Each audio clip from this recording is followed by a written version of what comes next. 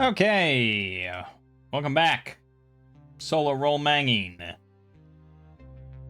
Shadowdark, keep on the Borderlands. We have finally taken the keep through some fudging of dice and numerous characters and all that sort of stuff, but it's ours now. Great. And that's all well and good. I think probably we spent a day. Well, we rested up, so we spent some time resting up here. And I think he's probably going to try to learn this scroll. The spell is not of the same class as the character, but it is. Sorry, wizard. So we have to succeed on the check, which is I don't know what the DC is for that actually. 12? Everything's 12? No, it's 15. Alright. Got it. Just barely. So he's learned comprehend languages. Okay, that could come in handy. Oh, wait a minute. That was a DCC spell.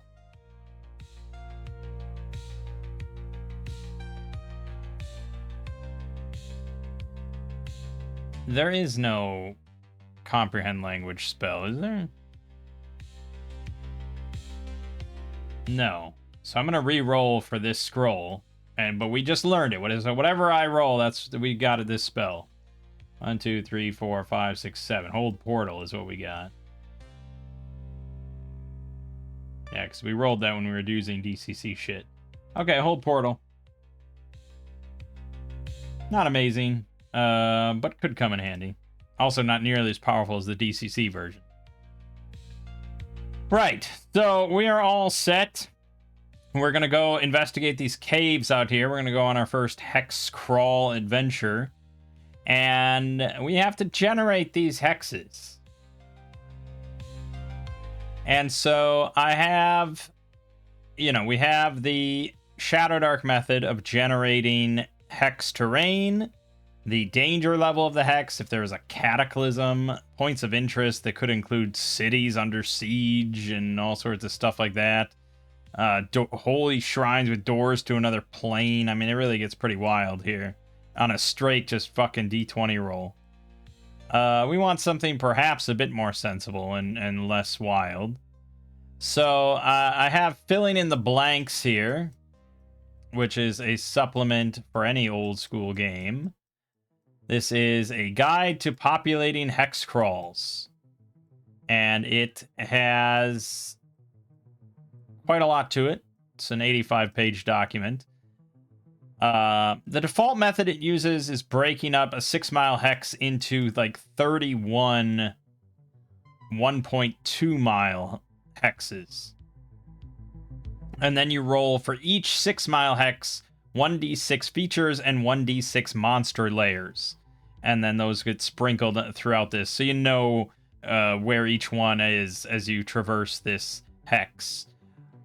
I think most gamers don't play with that level of granularity, and they acknowledge that. So if you don't want to do it that way, you can just roll on this table here for an alternate feature, which is a d20 roll. Slightly higher chances of getting geologic features, structures, resources, or monster layers.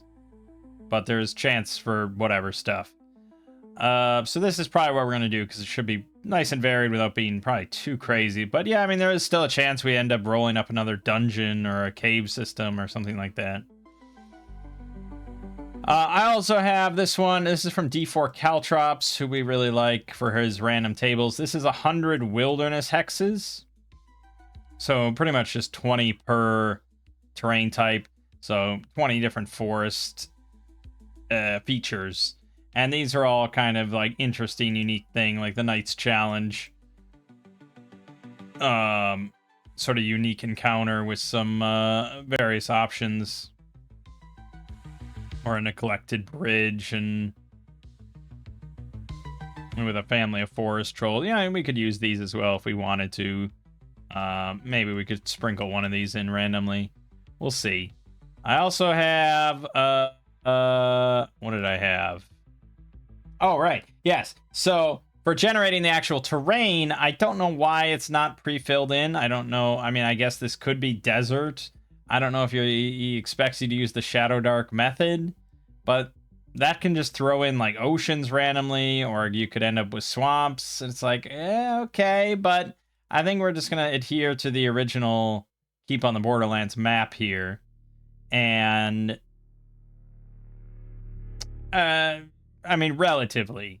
So if we, so like, I'm not using my hex crawl software or something, so we'd have to paint in.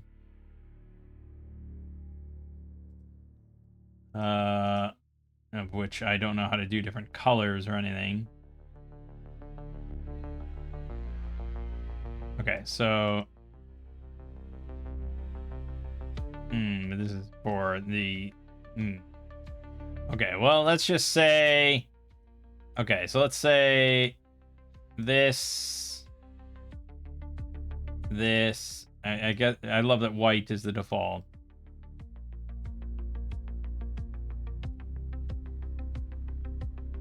Why can you not change fucking colors? Okay, you can. Yeah. Okay, it doesn't have a fill. Oh, because it's not. I see. So you say these are like grasslands. This is like a light green, something like that. So that's indicating grassland. It's really crude. I don't think this needed to be in a fill in yourself map as far as the terrain type is concerned, because you included like the river. So, yeah, this is pretty terrible. Why does Foundry... God damn it. Like, when I first discovered Foundry, I thought this was the freaking bee's knees. But for usability, I feel like Owlbear Rodeo mostly crushes it outside of a few things. But there's probably even something better. This is just not gonna be usable. Oh, God.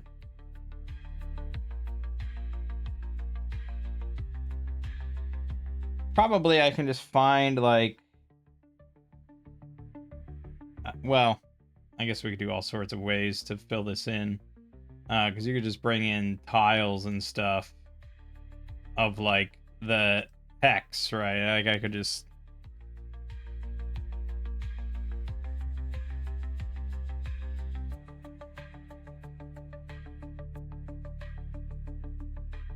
fuck it. Okay. We're just gonna do text. Except I have no idea how to configure...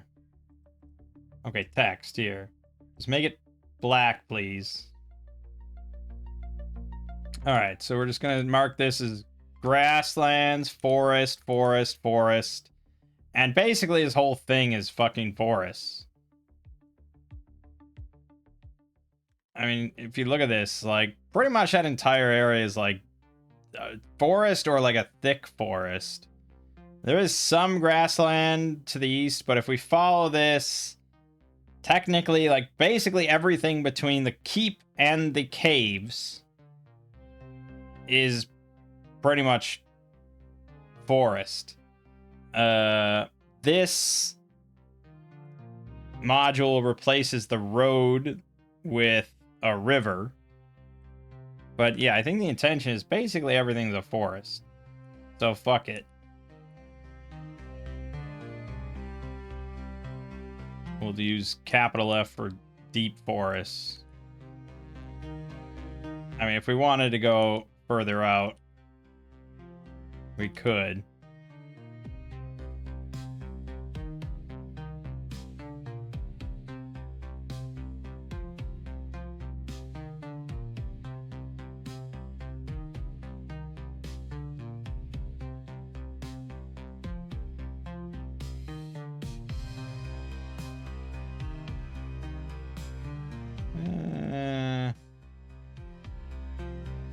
Sure. Something like that. It's good enough. We understand. Okay. So yeah, I don't think the terrain should be really too variable here for our purposes. We want it to be pretty basic. Bunch of forests. We know that. So it's really just generating the features as we go. And following Shadowdark exploration rules, we can travel 4 hexes per day. So that means it's about a day and a half to get to the caves from here. And if we followed Axe method, well, it's probably worse than that, to be honest.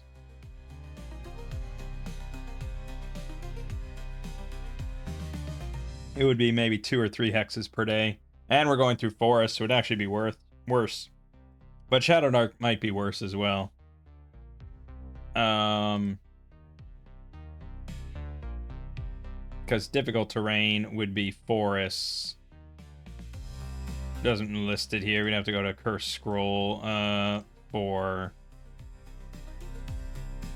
see that information. Yeah, swamps. Swamps, jungles, or mountains. It counts as difficult. That's interesting. It does not count forests as being difficult, but I guarantee Axe counts forests as being half movement. Or maybe it's 2/3 movement. It's almost certainly 2/3. Yeah, 2/3. So then it's a question of how many. What's our expedition speed? If we're generous and we align ourselves with Shadowdark, it would be 24. That would be 4 per day. To get that in Axe, though, you'd have to be moving basically with no gear for your party. Just traveling very, very light. Or have some type of mount. I think I've said this before, I think most Axe parties probably on foot are moving at maybe 18, probably 12. And again, I'll reiterate why that is, though. So you look at a fighter, say you roll the average template for a fighter, legionary, they're coming into the situation with 10 stone encumbrance. Okay. 10 stone encumbrance means that they will be traveling at 12-mile expedition speed. So that would be 2 hexes per day. Unless you push it.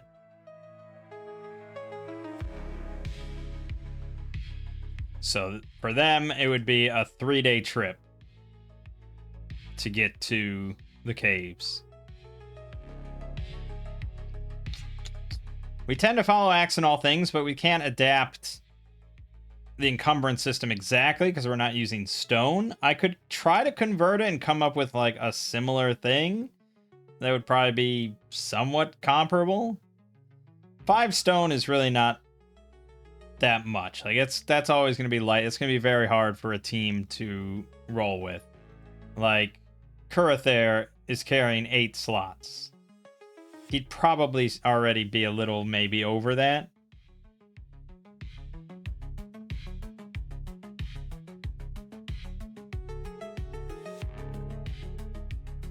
I think, does OSC base it on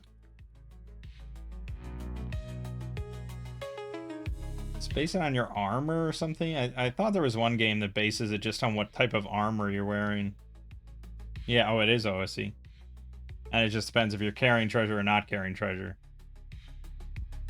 So yeah, your movement rate with heavy armor has a 20-foot combat speed, which means, yeah, you'd be 12 miles per day.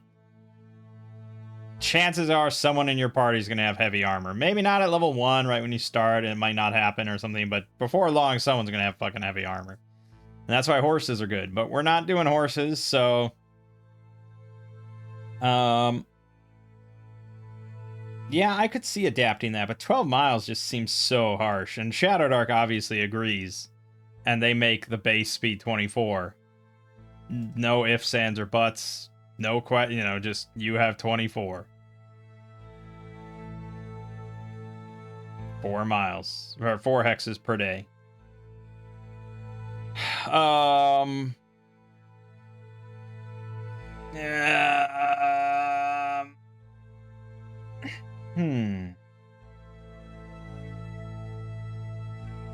the one hand, it still incentivizes you to get mounts. Like, for sure. I mean, there's no question about it. You move faster with horses and all that. That's great. And it is very simple. There's not any thought involved with it. It's just everyone understands 4 hexes per day. If you're going through swamps, jungle, or mountains, it's 2 hexes per day. Or, you know, it requires 2 hexes to enter. That's it. That's all. So if you're going over hills, if you're going through forests, still you're all good. It's 4 hexes per day. On the other hand, we lose a lot of granularity there.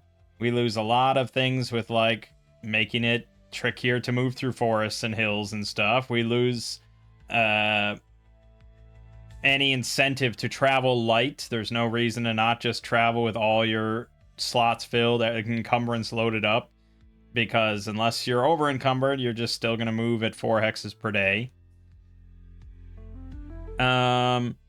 It also takes away any granularity for different mounts. There's no, it's just mounted or not mounted. That's it, you know. So I'm a little conflicted because I do like the simplicity, but I do like a lot of the granularity. I'm like a man of two minds here.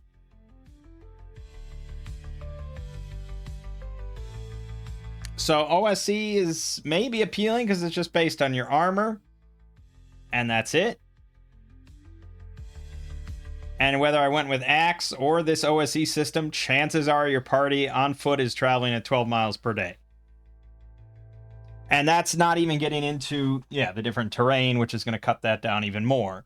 Because if we're traveling entirely through forest for the whole day, we travel 8 miles per day, which is like little over a hex per day. Slow going. Whereas if we went with Shadowdark, we'd get there in a day and a half.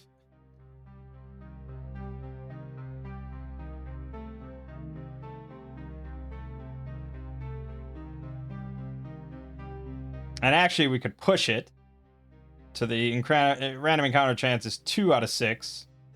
We can't forage, but we'd get there in 1 day, and so we'd only check for random encounters twice. Chances are then, if we just follow Shadowdark rules, chances are we probably don't have a random encounter, and we get there in 1 day. If we follow Axe rules, we're going to have like 6 encounters, at least, across like 3 or 4 nights. There's a good chance we get lost. We're going to go through all our ration. Like, it's a big difference. That's why I'm hemming and hawing here. Of how I like to play and how I'd like to DM this sort of situation. Yeah, my concern is that Shadowdark simplifies and hand waves too much of the hex crawl process. And for a campaign or something adventure based around the hex crawl, we kind of want that to be pretty specific, and we do want it to be kind of taxing. We want it to be a logistical issue a lot of the time of surviving out in the wilderness, transporting treasure to and forth, traveling from a safe location to a non-safe location, back to a safe location, so on and so forth. We do want it to be a concern. Shadowdark leans a bit too close to just being like, yeah, you make it there, you're fine. You know? So I think we're going to lean towards the Axe way of doing things. And I think I'm actually just going to borrow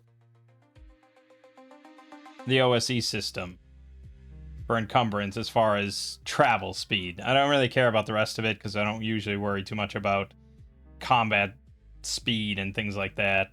Or exploration speed, but just for the sake of traveling, if you have at least one person with heavy, you're at 12 miles per day, which I think is pretty close to how Axe would be. I think it would be tricky to have heavy armor in Axe and not be at least 7 stone, considering heavy armor is 5 or 6 stone on its own, you know, if you don't have anything else. So I think that's fair. We don't have heavy armor, thankfully. We have medium armor, which, granted, OSE does not account for. Because it's just unarmored, light, or heavy, so that introduces another problem. It's not really light armor. I guess it would lean more towards heavy armor. Yeah,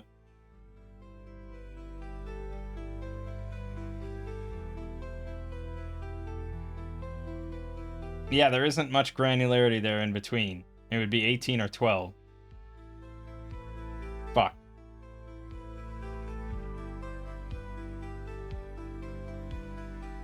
Could make heavy armor be 6 miles per day, but that's just brutal. That's brutally slow. But again, I think that's not unreasonable. Like I said, that fighter template, if he picked up nothing ever in his life, he would be at 10 stone exactly. If he picked up even a toothpick, he'd be down to 6 miles per day.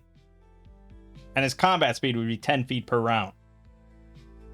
So I guess there should be penalties. Although I don't know if like, plate armor is that restricting.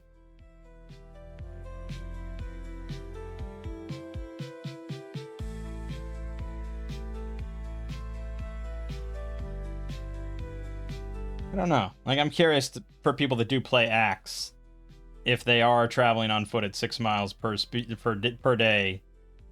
But I think maybe the Explorer gets to boost their speed.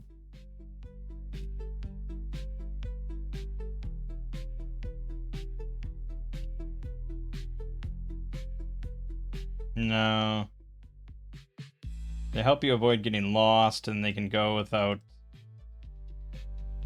fatigue for a while. Oh, Explorers get ambushing. Alright.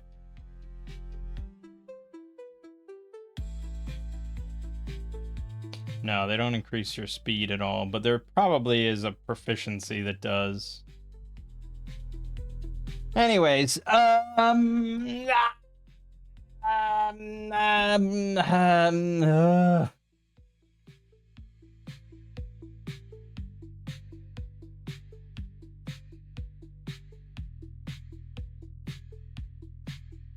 Fuck.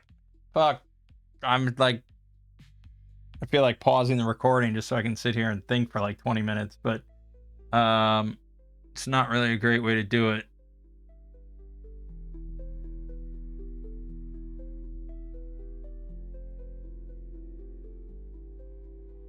I don't know if they call it that.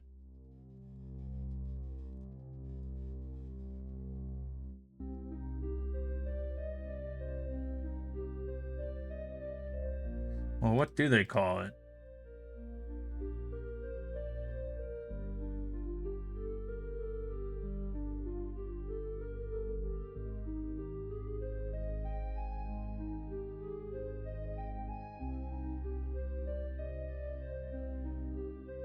They don't call it anything.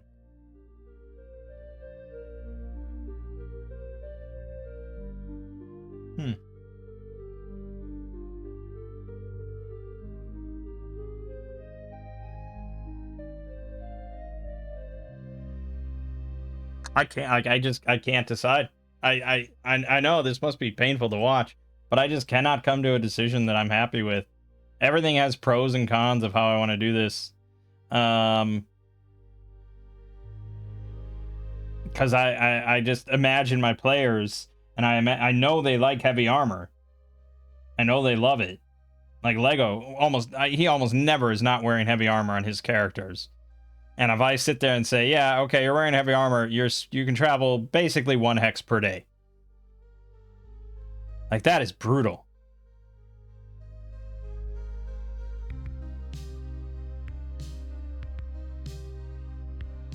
But it's like, yeah, that's how it goes. Get a fucking mule, because if you get a mule and throw the plate armor on that, you're good. Traveling in your plate armor, I suppose, should be penalized. On the flip side, yeah, if you get ambushed or something, you're not in your plate armor. But I guess there should be a penalty for traveling every day, all day in your plate armor. So fuck it, that's what we're doing.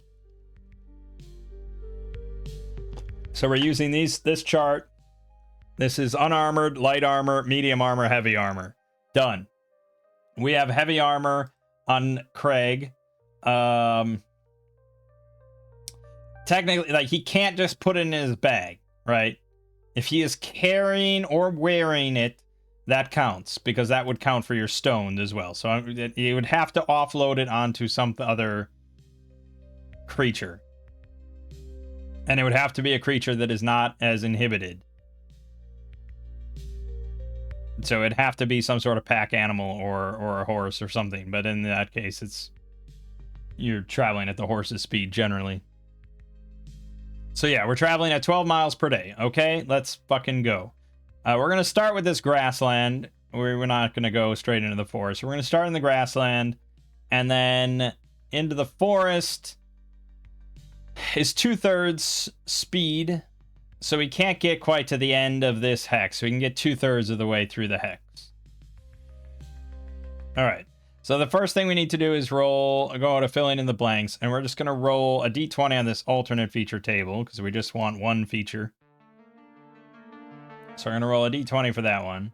Well, I guess first we'd have to decide if we get lost. But I think we know where the river is. And probably we're never going to get lost if we just follow the river. And I don't know why we wouldn't follow the river based on that map we found, right?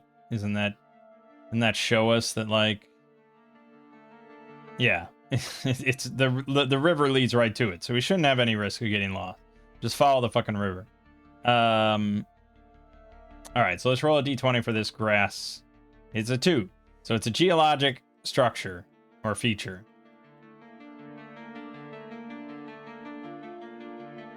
Okay, so here's our geologic feature. We're going to roll a d6 for that. It's a 5.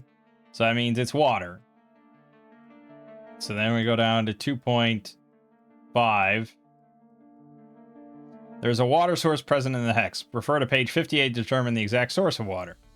Then we go down to 58, which is 58. You wouldn't really do this at the table, by the way. I mean, you could, but it depends on if your players are okay with you sitting here for a minute. Water will be one of the most common features in most hexes, except for dry or arid regions.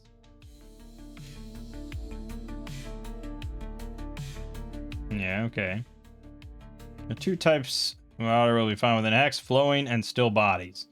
Okay, it's flowing. Flowing water includes things like creeks, rivers, and streams. Okay, so then we roll a T100, and it's a stream. Okay. Streams are 3d4 feet in width. And they can be several miles long before merging with another moving source of water. Okay, so obviously there's a creek here that merges with, merges here with that. Oops.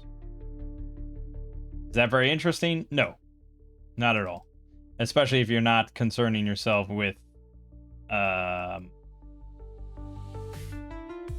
like water scarcity or anything like that. But that's where we rolled, and so that's it. I mean, maybe if you're low on rations, that's a source of fishing. Yep, you can fish on it.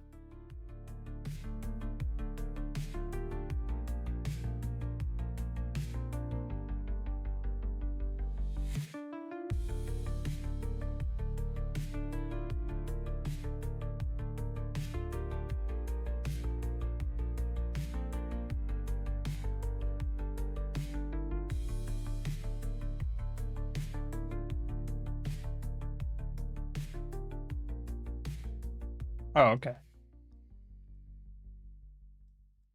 Right, so okay, there wasn't really a chart for this, but yes, this is 1 in 5. So 1 to 5 on a d6 will have a special feature drawn from the list below. Okay, so we will roll that. Okay, nope, this is the most standard stream in the history of streams. All right, but let's roll our random encounter check, which is going to be from Axe now, as usual. So we roll this just once per hex. We are in the Borderlands. There's no question about it. We're in the Borderlands, so we're going to roll on the Borderlands table. It's an 11, which is a civilized encounter. We are in a grassland right now, so it's just going to be prairie land. The D100 of 75. So we come across a merchant. My favorite way now for merchants is actually going to be from another supplement. For our echoes from Fomalhaut.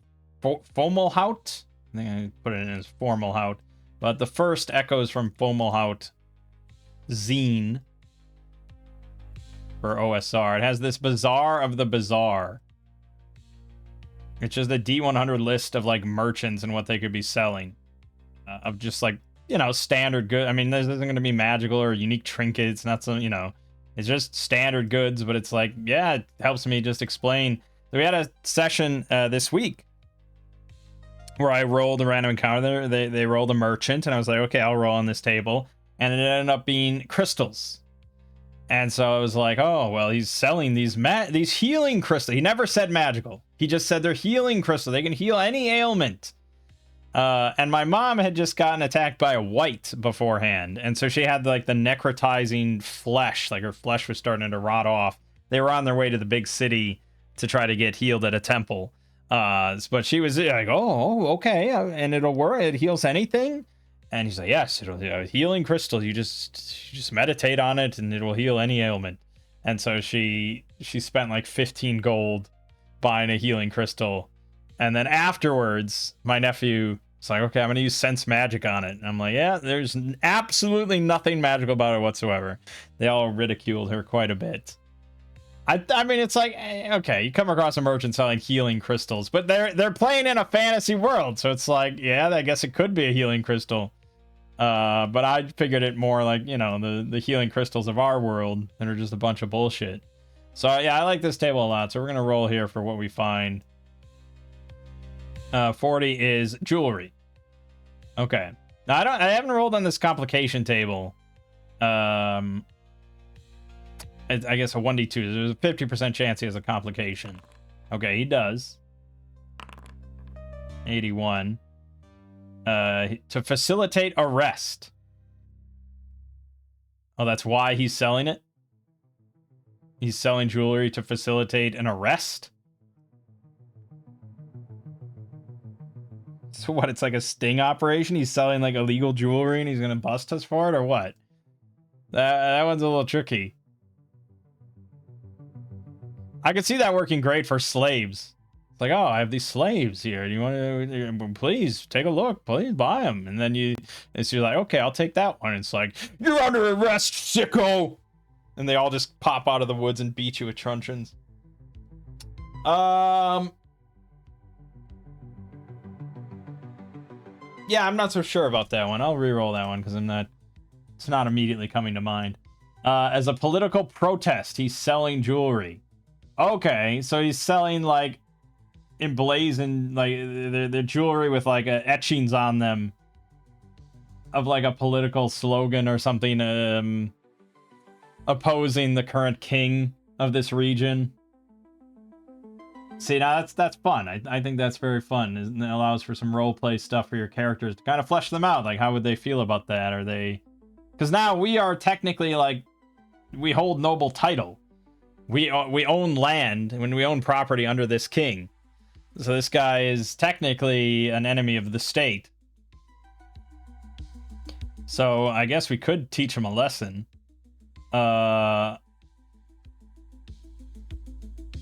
Yeah, I mean, we could kill him. He's on our land.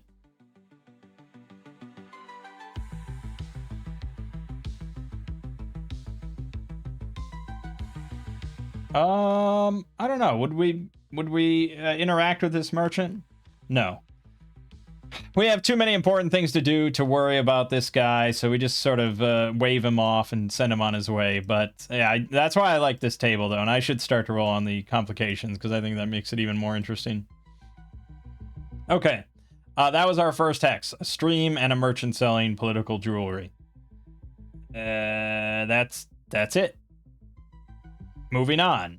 We can enter the next hex, so we are going to roll on filling in the blanks. Back to that thing, which I remember having to flip back to this constantly. Okay. D20 for the first forest hex we enter is a 1. It's another geologic. Okay. Let's roll that D6. 2 is a change in elevation. Oh, no. Okay, this is our first geologic. It's a change in elevation. All right. Nature of elevation change. 47.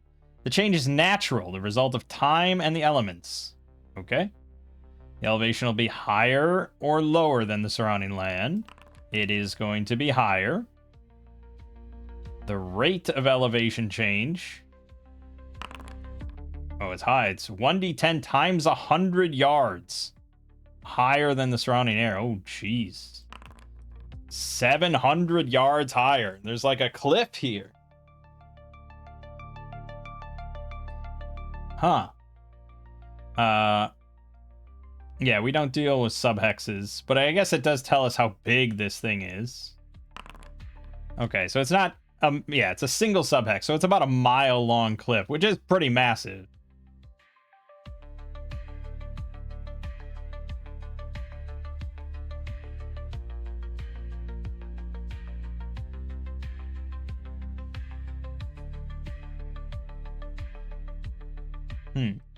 Okay. So, yeah, there's just a big cliff that we kind of have to go around. So we probably lose even a bit more time in the process.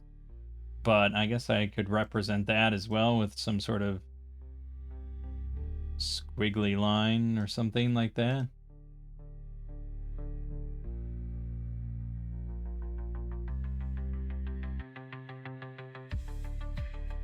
Some sort of brown line. There you go. All right. And so we'll camp towards the end of the cliff here for the night.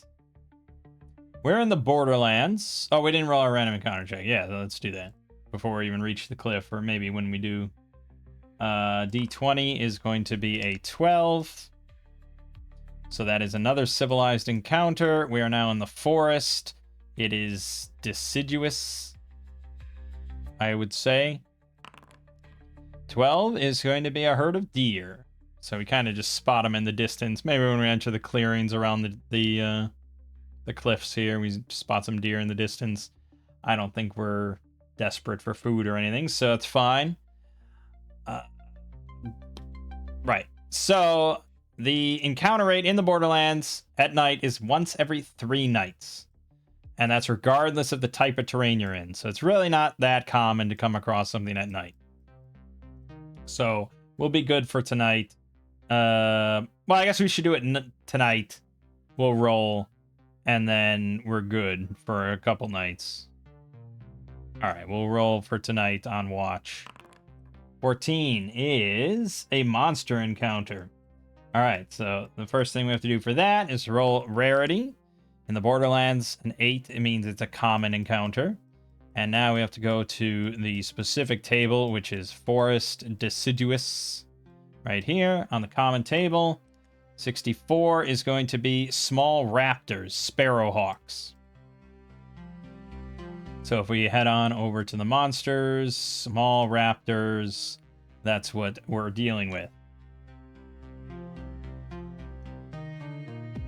Now, I have a general philosophy of wild animals rarely are going to attack a group of humans at a campfire. I try to adhere pretty close to reality in these instances rather than just like, yeah, this is some nightmare world where wild animals just constantly attack people everywhere. I mean, you can do it that way if you want, but I think it's sort of weird to do that. We could look at an encounter activity table. There's probably one for birds or something. There's one for bats. This is birds at night. I don't know if there is one for just regular birds, but there is one for hawks, I suppose. All right. Giant hawk, normal hawk, all hawks. Okay, we'll roll a D60 for all hawks / normal hawks, just to see what this group of hawks is doing. 39. Okay, so They're entrusted with an important message to a distant elf kingdom. Okay, see, that's pretty cool. I think that would be hard to see at night.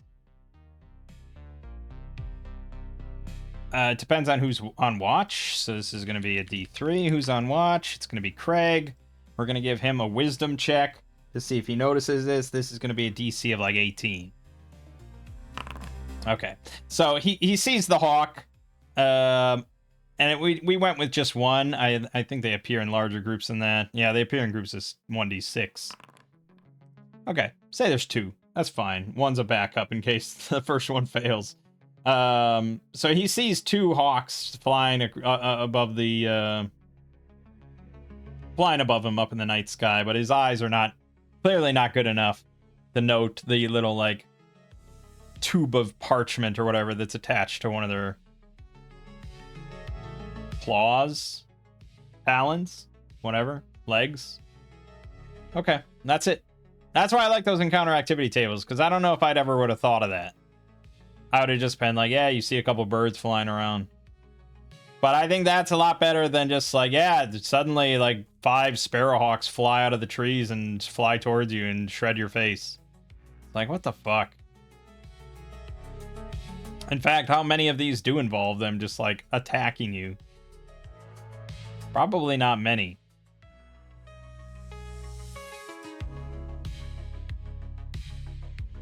Yeah, that's what I like, especially for wild animals and stuff.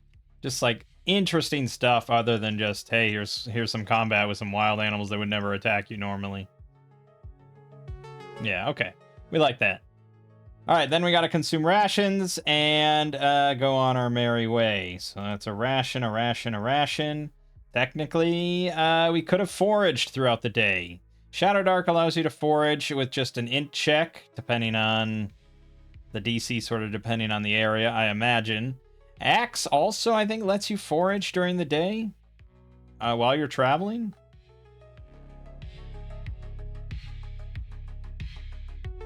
Foraging for food can be undertaken once per day. For each day of travel while foraging, you can attempt foraging proficiency throw of 18 plus. So if it succeeds, you gather a half stone of food, which is enough for 3 man-sized creatures. So, yeah, I mean, there's your two options, really. You could do it the Shadowdark way, where each person would have to do an int check of 12 or higher or something in order to get a ration for themselves. Or you could do it here, where it's 18 or higher, but you'd get enough for all 3 of us. Now, the thing with Axe is that if you have the survival proficiency, you automatically get enough to feed yourself, and you get a +4 bonus on the roll to gather another half stone.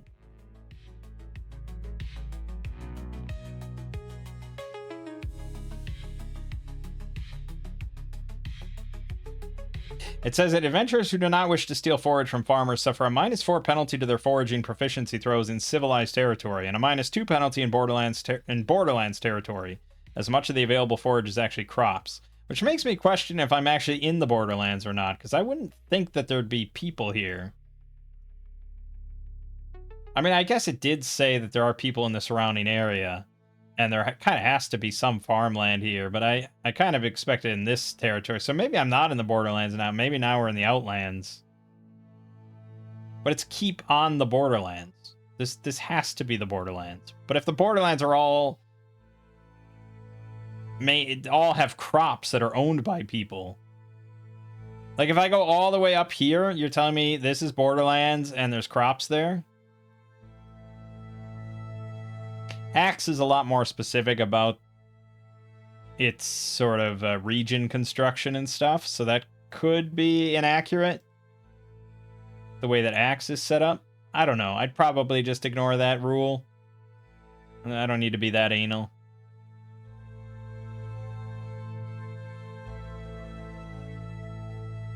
So that's always the problem when I'm adapting Axe rules, though, is we don't adapt proficiencies. So I guess maybe a fairer way to do it is just change the DC to 18. And then if you make 18, you find 3 rations. Done. You know, like, they're just done. And then if you're in a desert or barrens, you get a -4 to the roll. Done. Okay, done. That's it. Simple. Which means that if you don't have a good intelligence and you're in the desert, you can't forge shit, which I think is also kind of fair. Which is the same for axe, though. If you don't have survival proficiency and you're in the desert, you can't succeed. Yeah. All right, so let's do that. We foraged on the way. Okay, nothing there. Nothing there. And nothing there. All right. Yeah, we didn't find any food on the way. We were kind of breathing. This is our first expedition outward, so we weren't thinking about it too well. And that's it. That's our first night. Next day. So we can travel again. Like I said, we're through the forest now. Although technically, if we wanted to just travel along the river, this would all be grassland, I think. That'd probably be a lot faster. And we would be following the river, which is our intent. So I think that's what we're gonna do. Okay, yeah, that's what we're gonna do. So we're gonna travel for like, what is that? A mile or something to get back to the grasslands, and then we can go 11 miles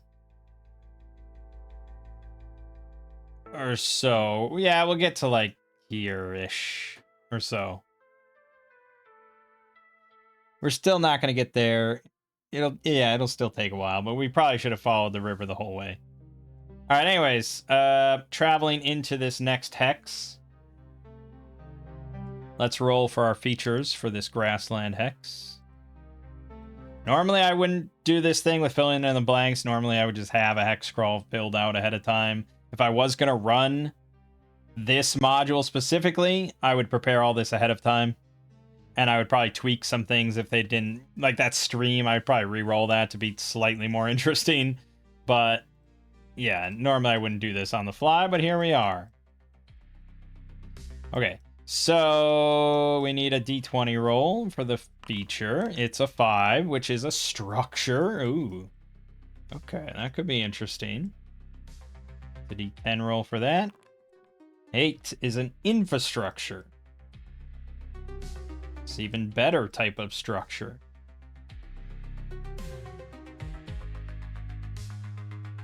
Oh, God, this thing has everything.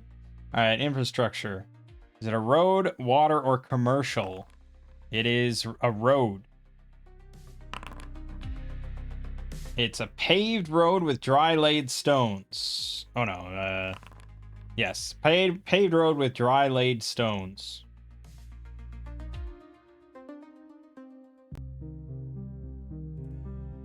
That's it. I think there's a 1 in 4 in 6 chance the road follows a nearby terrain feature.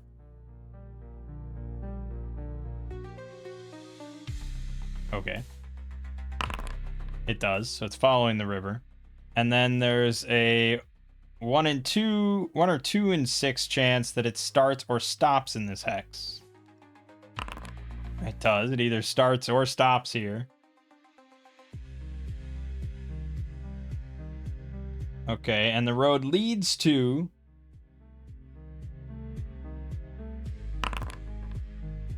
a settlement.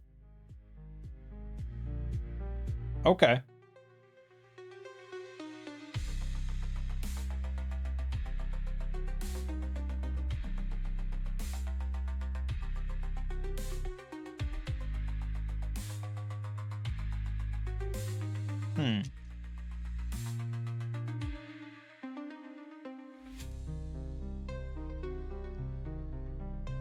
Okay.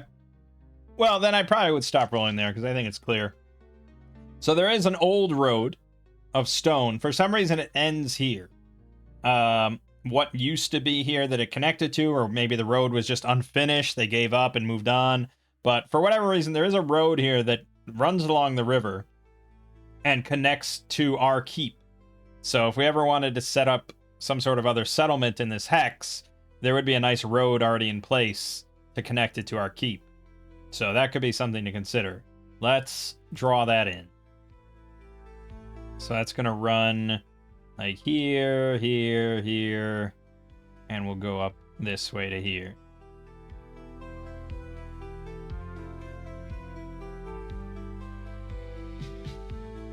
you go. Nice. That's fun. This is how you generate shit. Had we actually just gone out of the keep this way, we would have been on this road the whole time. But, you know, that's why you generate this ahead of time.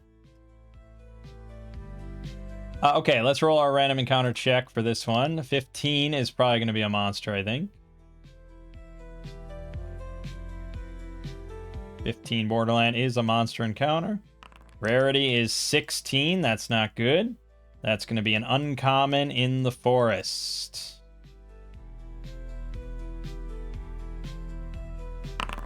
Six. Addercop, foul. That is, I think, a demon spider, I believe. Ooh, do we think that's in our Shadow Finder book? Probably not. If it is, it's probably called something else. Axe likes to rename a lot of stuff. Yeah, I don't see an Addercop. I don't... No. So it'd be like some sort of spider. Like a demon devouring abyssal spider thing. Yeah, like that. But just so you understand what we're talking about, this is a foul Addercop. It's a big spider. It is a demonic spider, so it's from the abyss or hell or whatever. This is like the lesser version. This is only a 2-hit dice one with 12 armor. It is quite stealthy. It carries a dangerous paralytic venom. You get a death saving throw with +2 bonus. And if you fail, you take 2d6 poison damage and become paralyzed for 2d4 turns. After it wears off, you are fatigued for 8 hours. You need 8 hours of sleep. They also spin webs in strategic locations around their lairs. They use these webs to entangle victims in their webs in order to capture them and keep them fresh for later consumption.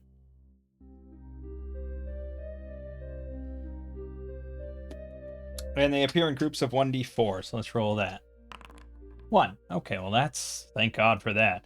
Let's get a reaction roll. Very negative. It's hungry, and it's very interested in attacking us. Then we need encounter distance. This is really something that I should try to collate into like one document that I can just reference quickly and easily, and one without flipping around all the time. Because Axe, as much as I like using it, doesn't make this a super fast, easy process. Because now for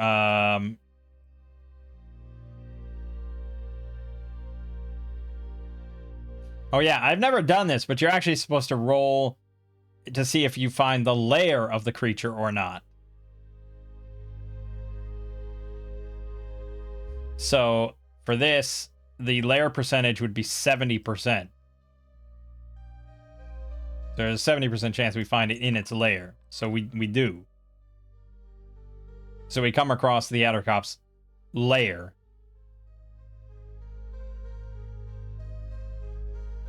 Which I'm not really sure what that would be like. Because I think they just live in the forest. So I think it's more just like we find its home where it's all webbed up.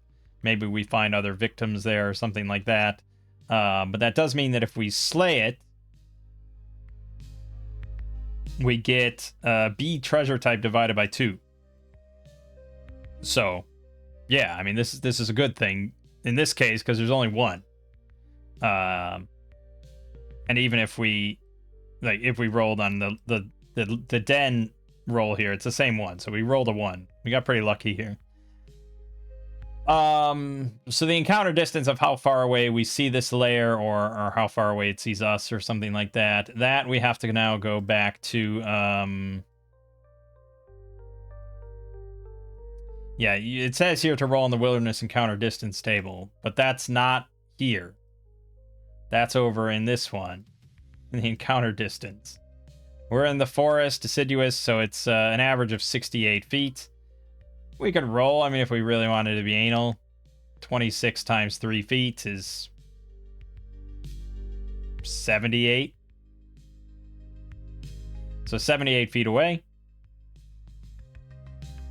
And then we check for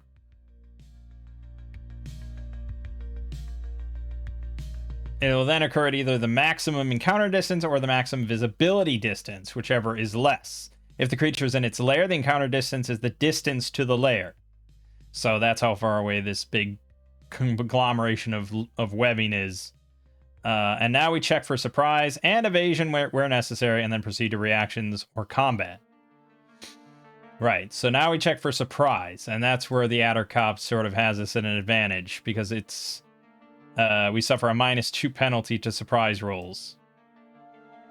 Scylla's awareness or anything like that, or sneaking, like, it doesn't matter. We roll for both sides. The Adder Cop needs to roll a 3 or higher to avoid surprise. We need to roll a 5 or higher, 5 or 6. So our roll, we are not surprised by this. The Adder Cop is also not surprised by this.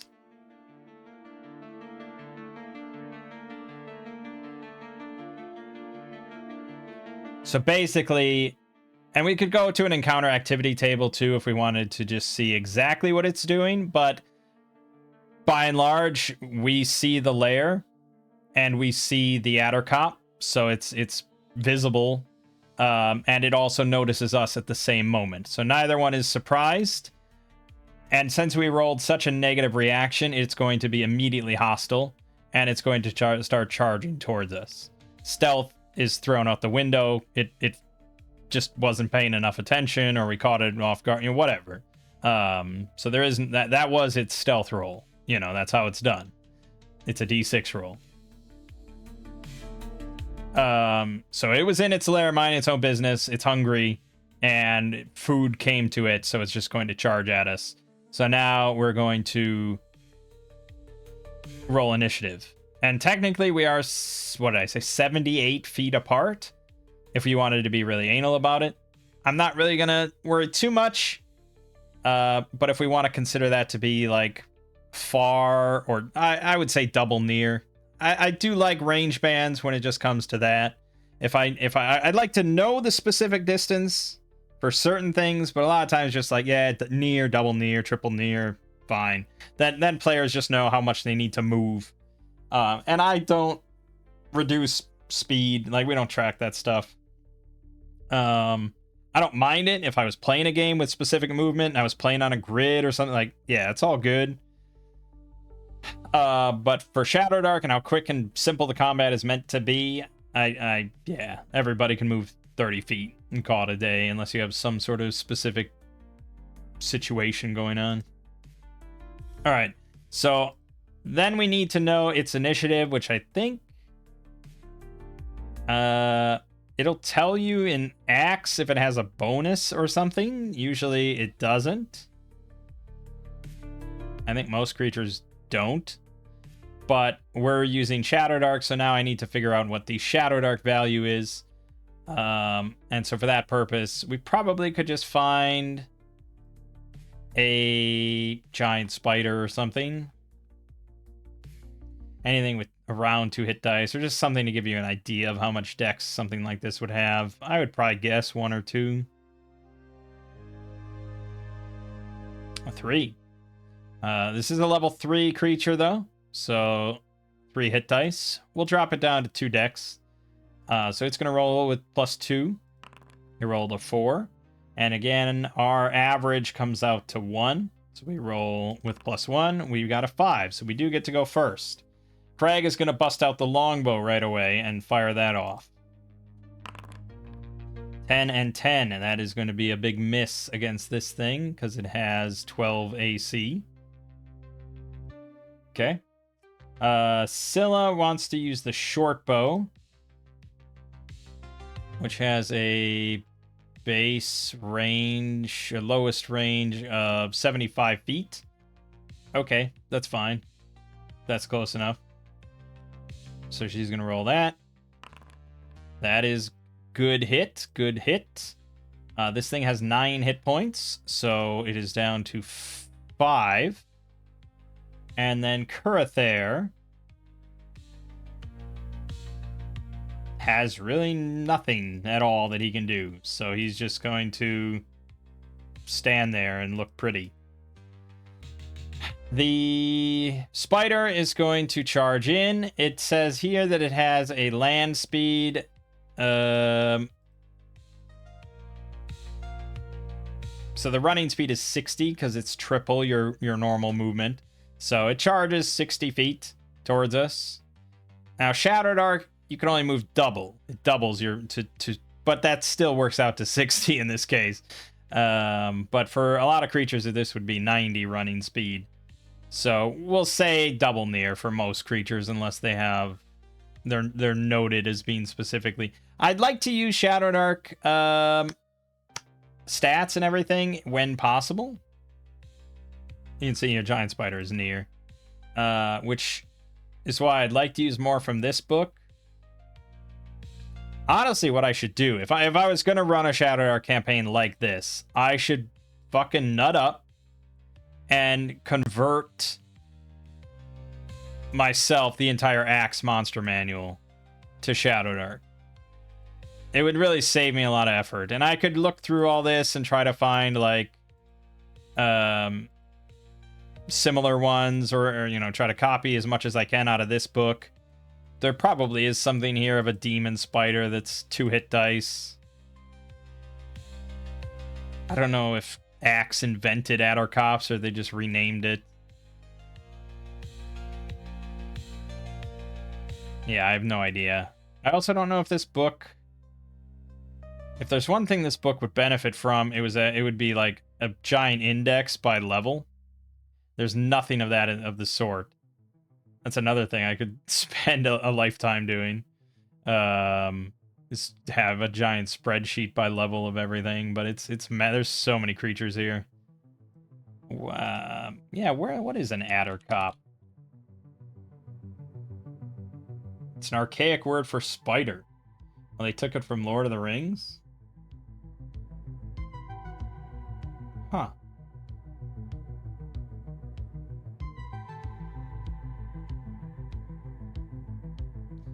Oh. In the Hobbit, Bilbo called the spiders Addercop. Oh, he called one of them Addercop. Huh, okay, interesting.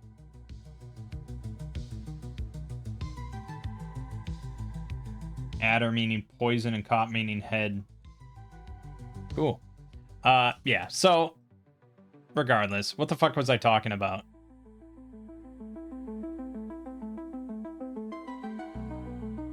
Oh, right. Yeah, so it moved double near. Okay, so it's within near now of us. And now we need a new initiative. It has +2. It rolled a 6 total. We roll a 7 total. We get to go again. Craig's going to leap in with his daggers. That is a hit. And I think that's actually a kill, to be honest. Yeah, that's 10 damage. That is a kill. Addercop down. Very nice. So we get 38 XP for that. Not a massive amount. Also, yes, I realized that we are at level 2 already. So this is out of 4,000. We're not even close. But that's all right. Okay, and then we get to search its lair. Ordinarily for Shadowdark, random encounters, you'd have a 50% chance of treasure. But since we found this creature's lair, we get B divided by 2. So we're going to go to the judge's book, and we're going to go to treasure. We like to roll on the heroic table, so that's a hoarder tier. I'm not quite sure how to divide this by half, but I guess we'll just roll up the entire thing. Or maybe it would be half chances. Yeah, that would probably be the easier way to do it. Okay, well, half all the chances. That should even out, right?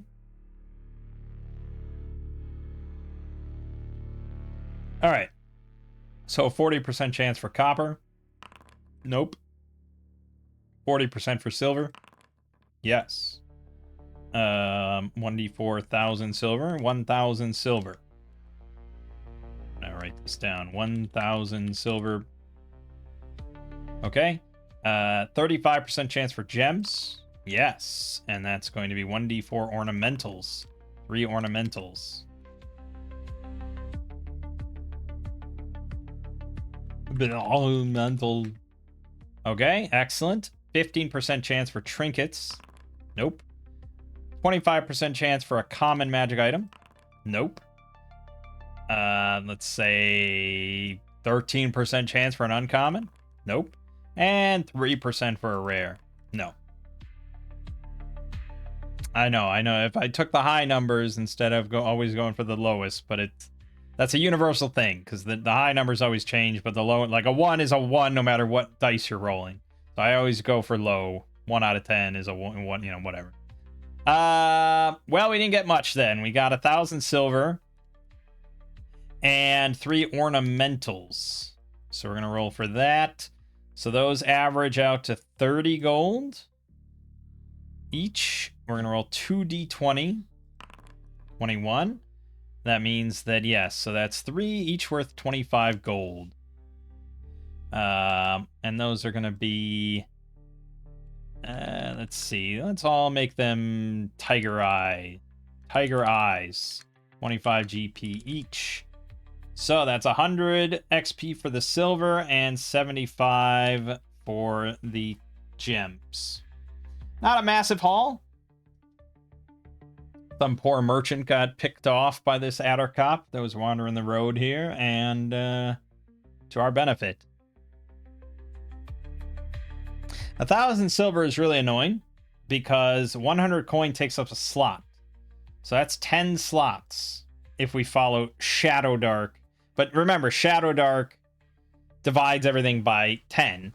So that would be, technically, this would be 1 slot of coin, which is how I do it now, because I try to follow Axe. So 1,000 coins takes up 1 slot. So we'll have Kurathar take it. There is no way for me to represent this outside of putting in a custom treasure of 1,000 silver pieces. There you go.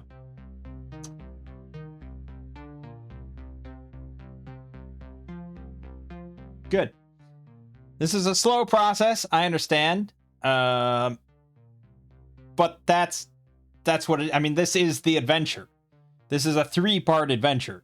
First is the keep, second is the hex crawl, third is the caves. So if you just hand wave this whole thing, which you can, you're skipping a whole section of the adventure. Part of the length is due to us doing the sandbox pieces on on the way. All right, so that was like 1.3 miles technically we spent there due to the forest terrain, and then we're spending we're getting towards the end of this. So one more hex on the way. We're going to roll a d20 for the feature there. It's a 9. Which is a resource. Okay, well, that's different.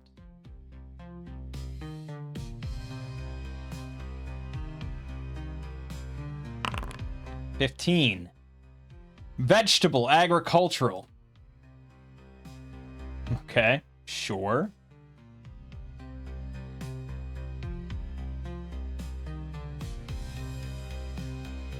This can be food that exists naturally in the area or crops that are currently being grown by sentient creatures. This, of course, suggests there is someone currently growing the plants, although it is certainly possible to find abandoned agricultural operation. Alright, so they're cultivated or wild. 1 to 3, it's wild. Okay, it's cultivated. Oh, this chance increases by 1 in wilderness hexes, it decreases by 1 in civilized hexes.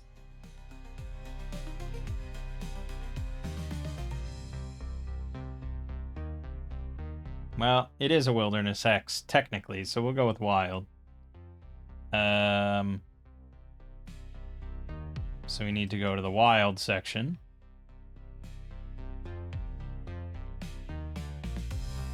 Which would be this D100 table, I think. So it's wild burdock. Oh, I've had that in Cataclysm. Okay. And what is burdock, you ask? If you have not played Cataclysm, I'll tell you.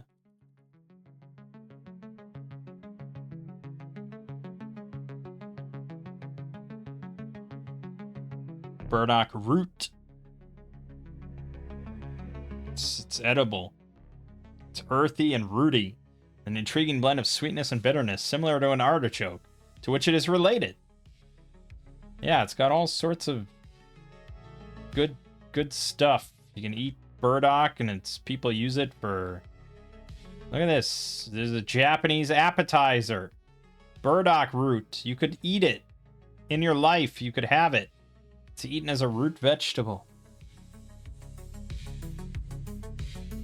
And it's used in traditional Chinese medicine for many ailments. Burdock root oil extract. Used as a scalp treatment. So, it has value, right? This is a wild growth of burdock.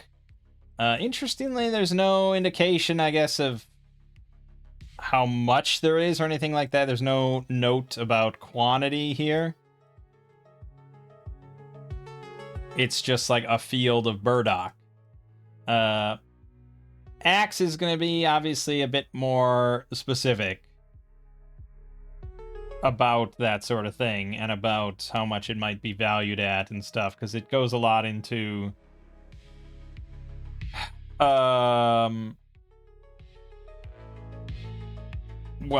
everything. It goes a lot into everything.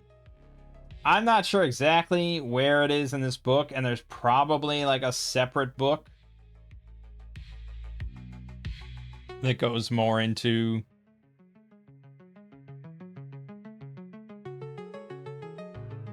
but yeah, I mean, if you wanted to make it simple, you could just follow these rules. You find perhaps a fruit grove, a deer, mushrooms, 4d10 times 2 pounds of standard rations. And 2 pounds of rations are for one person for 1 day. So really, you could just say you find 1d4 or 4d10 rations if you wanted to do it that way. If we wanted to sit here and gather up burdock for a while, we could get 4d10 rations. That would be the simplest thing that you could do with it if you just want to convert it to rations and move on with your life. To get into the more complicated thing of like, okay, does this have value? Can we set up a farm here? Does this contribute to like our area's wealth in any way? Probably not for the most part. I think rations would be the simpler way to do it. So if we wanted to sit here, we could get 33 rations out of this of burdock. I think that would be probably the rest of the day. We'd probably stop, early and use up the rest of the daylight to get 33 rations, which I don't really want to carry. But I think what we should do to be smart about these damn things is mark it on our map, because these things don't disappear generally. They don't go away or whatever. I mean, this is here. We can put wild burdock. And when we come back, we might be running low on rations, and we say, hey, let's stop by that burdock and we'll pick up a bunch of that to eat. That's how these things are done. That's the whole appeal of like a map that you expand on and build on and discover stuff.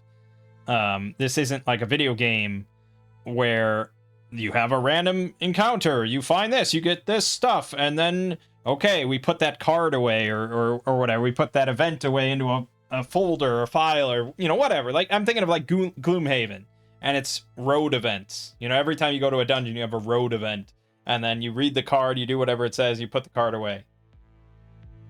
Like, no, this wild burdock is here. We could harvest it, and then it'll maybe regrow. Who knows, So, yeah, that's the whole point. That cliff is here. That stream is here. That road is here. We're building out this map as we go. And technically, me rolling on this thing of filling in the blanks, we're not actually finding these things necessarily as we go.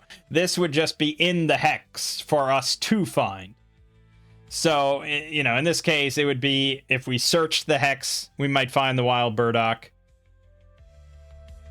Or if we rolled a random encounter for this hex, which we're gonna do right now.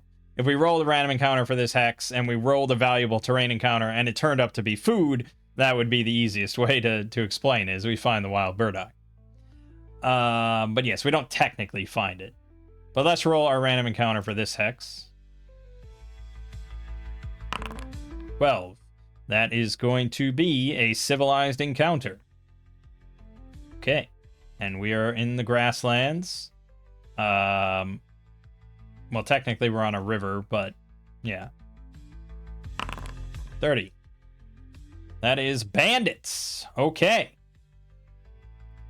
So, that's going to be more complicated. Let's get our encounter activity table for the bandits going first, because that might spitball my brain as to how we want to run this and handle this. We roll a 3. They're amusing themselves by trying on extravagant plumed hats.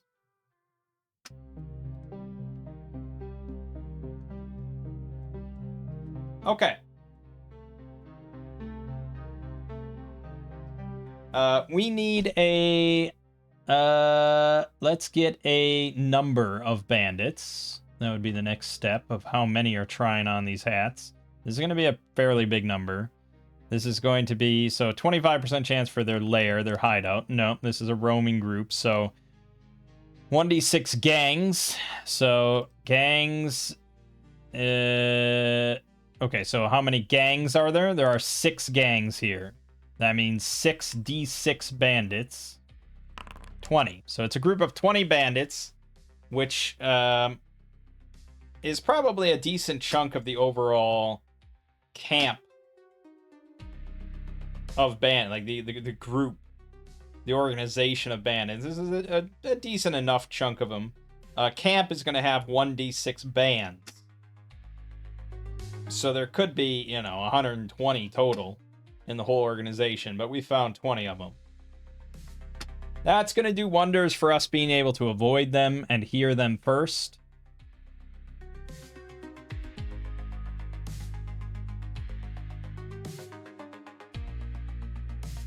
So, again, we're in grasslands now. So the encounter distance is going to be 4d6 times 30 feet. So that would be 10 times 30 is 300 feet away, which is fine.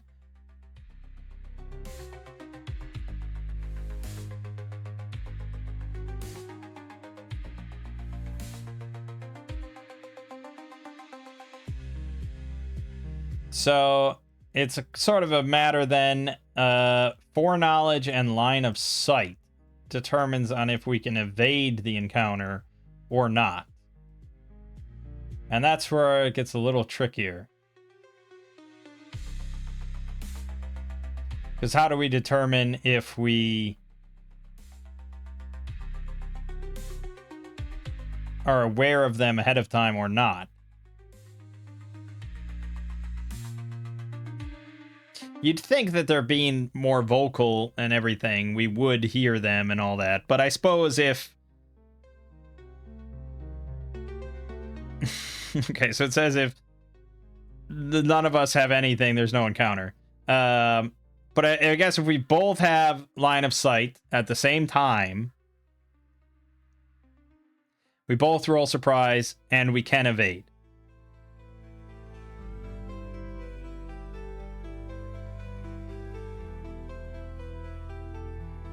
If we don't end up surprised by them.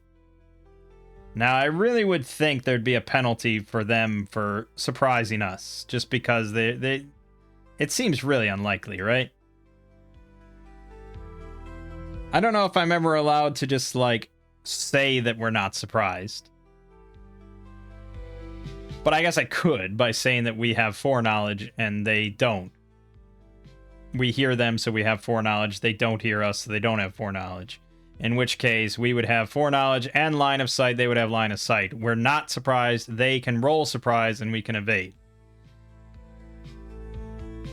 Us surprising them is almost irrelevant.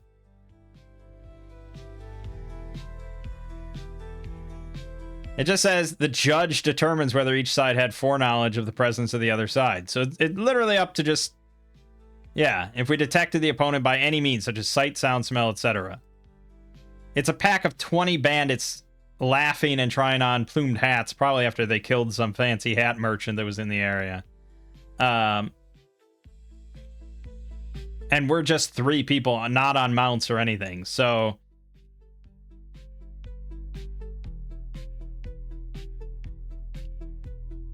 but at the same time, we're just walking along the river. But it's like,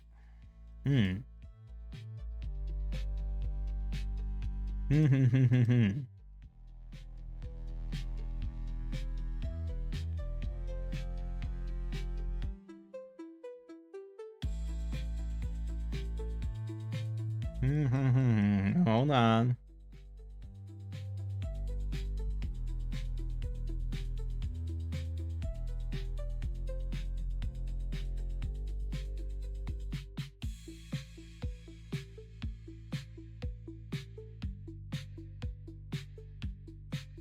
Yeah, it doesn't really matter. Well, technically, no, it wouldn't matter. The maximum, the encounter distance based on where we are is 300 feet. That's where the encounter distance was. The max visibility is like, 600 for a party of 3. So if it was possible to be over that, it would be 600 for us, but it's not. So it's 300 feet. That's when we see them. Why exactly? I don't know. Grassland steppe is massive, but we're not on a steppe. We're just in grassland on a river. So perhaps there's just changes in elevation, or I don't know. I have trouble envisioning terrain. I don't get outside enough. I think that's the honest truth. I don't get outside enough to really picture these environments of what a river might look like. But I guess there's a lot of shrubbery and greenery and things like that.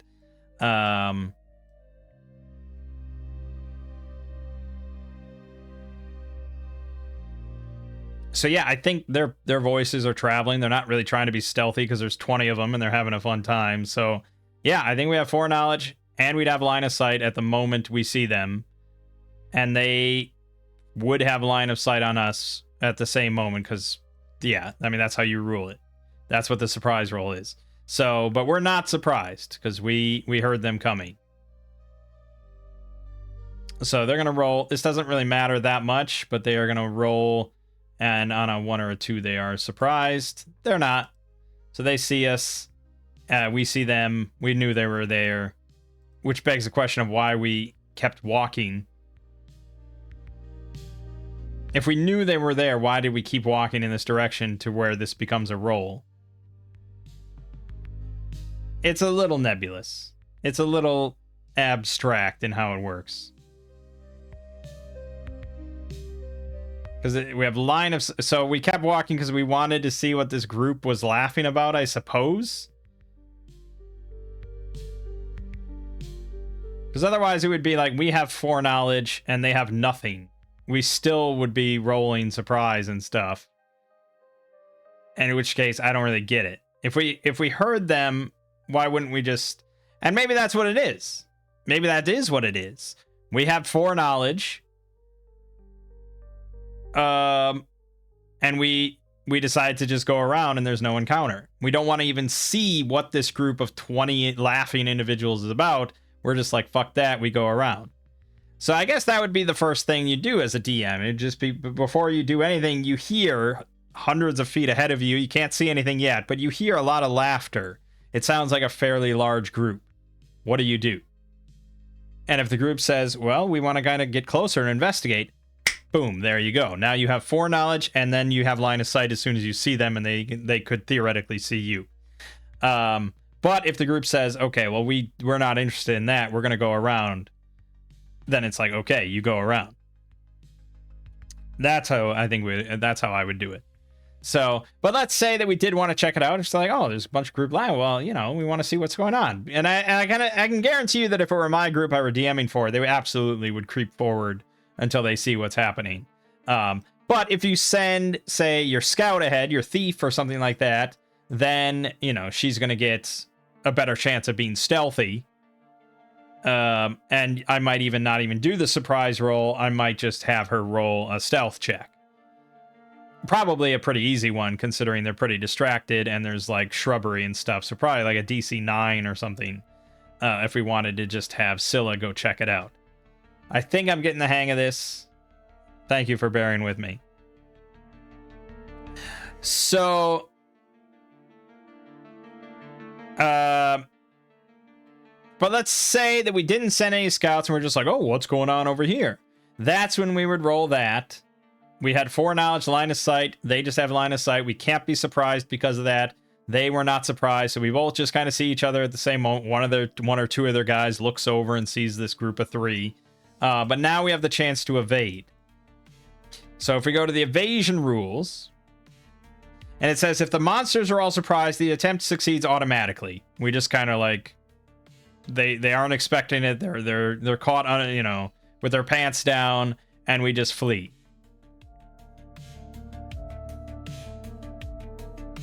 But they're not surprised.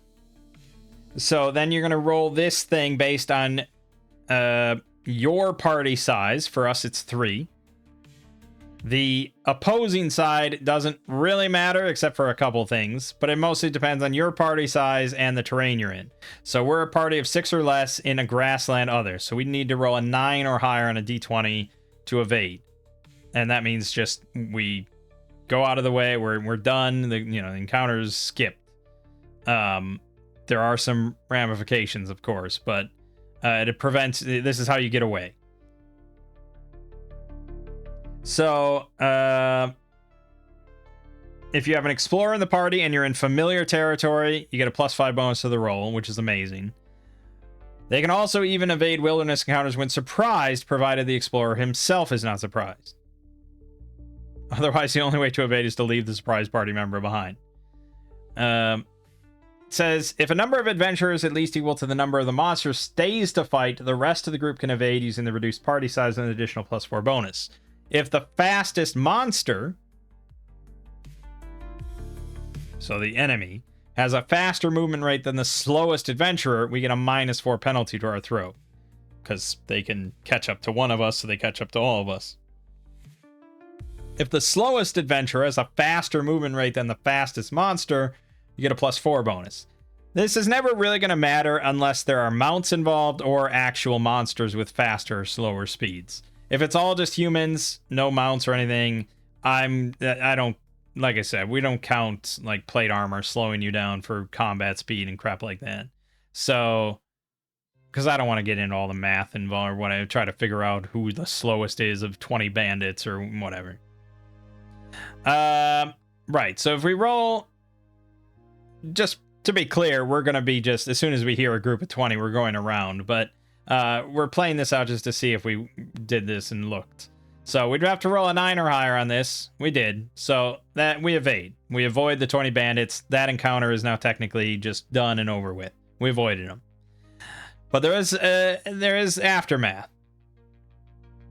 So it says, when a party evades, the judge will first roll on the wilderness encounter distance table to determine how far they had to travel to escape.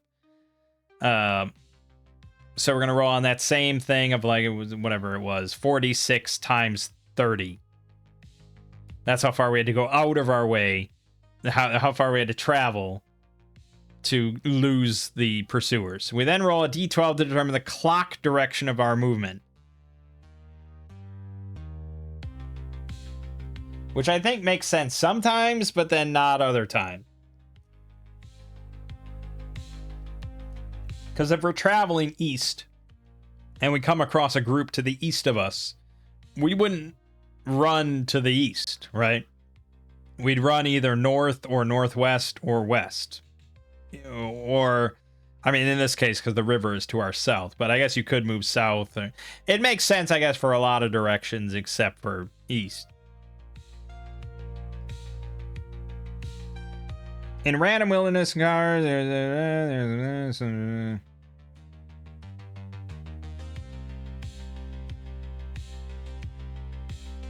once the party or group thereof comes to a halt, it must immediately make a navigation throw at -4 to see if it has gotten lost. If it fails, the party or group is lost and knows it.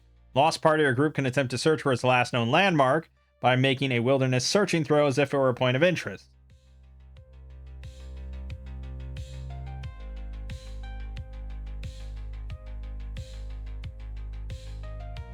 Adventurers who evade might be tracked by some monsters depending on their abilities and intent. Passing without trace proficiency and spell can be very useful in avoiding having a hungry monster in pursuit. Sometimes the party might be of such impressive size or power the monsters want to evade them. Yeah, that could happen. All right. Now, technically, we didn't roll a reaction roll. But I don't think we'd really roll that unless the party planned on interacting with them. Because if we immediately go straight to evasion, that means that we want to just immediately avoid the encounter without interacting with them in any way. Like even worrying about, even questioning whether they're going to kill us or eat us or hunt, like we just want to get out of there as soon as we see line of sight or whatever, as soon as the encounter begins. I'm pretty sure that's what this... Yes, check for surprise and evasion where necessary, and then proceed to reactions or combat. So if you evade, you don't even get to know how they would react. So maybe this group of bandits would be like, hey, how's it going? What are you doing out here? Like, they'd be like really friendly. You don't know. Like, they seem like a lively bunch. They might not just kill us automatically or anything. They could. There's 20 of them. But maybe they just want to recruit us or see what we're doing out here. It's not like we have any treasure or anything. Well, I guess we do have 1,000 silver pieces on us. You never know. I mean, that would be the reaction roll if we did stay around, which would be kind of neutral. So they'd be kind of a little... Yeah, I mean, it would be a little bit of tense. But this would be modified by charisma, which would be, what, Kurathair with +2. So a 10 is pretty solid. A 10 in the World of Axe would be indifferent or uninterested. But you could attempt to influence that. So if you spend one round to kind of try and chat them up, 1 minute essentially of conversation with them, like trying to, be on friendly terms, you could roll, you roll a new reaction roll with all the usual modifiers.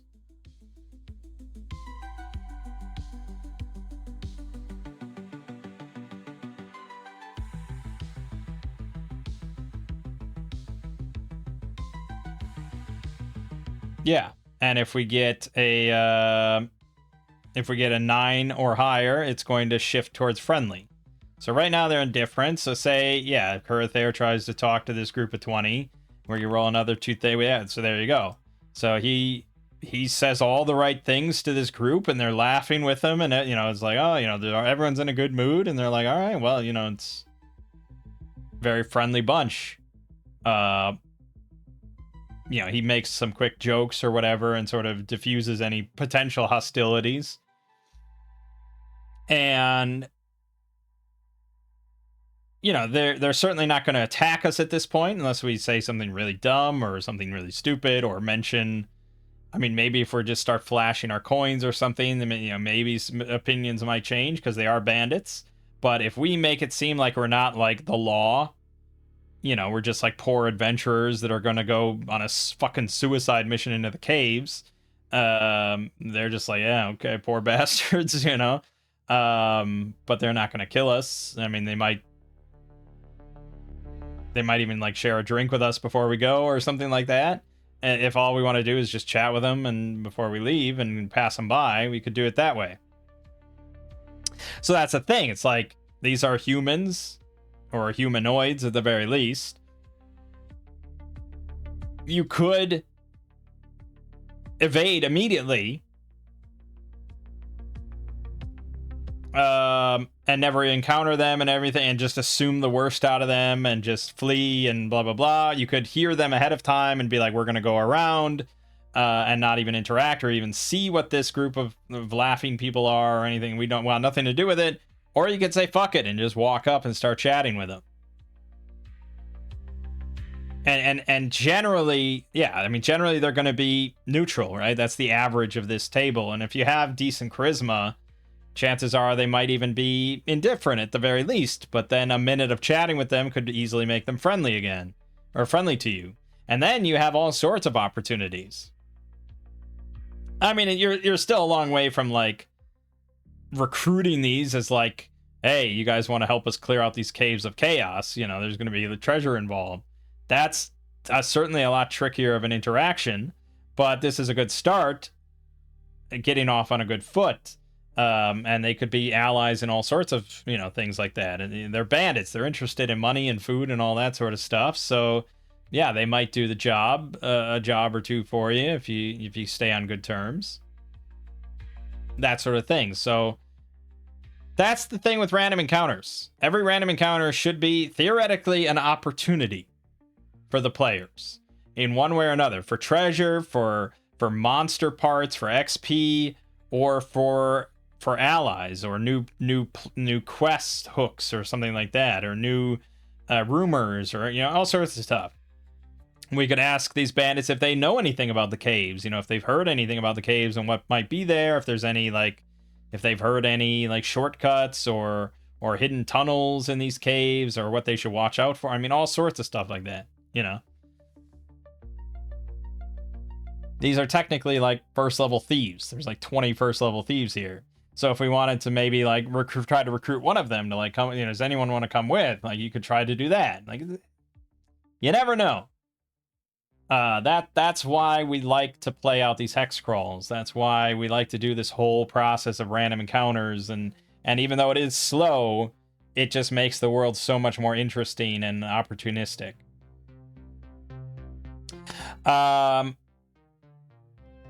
Right. So I just wanted to go through all that just to kind of go through the process of the different options you might take, of just ignoring them and going around completely without even seeing them, or trying to evade them, or just trying to interact with them and try to be friendly with them.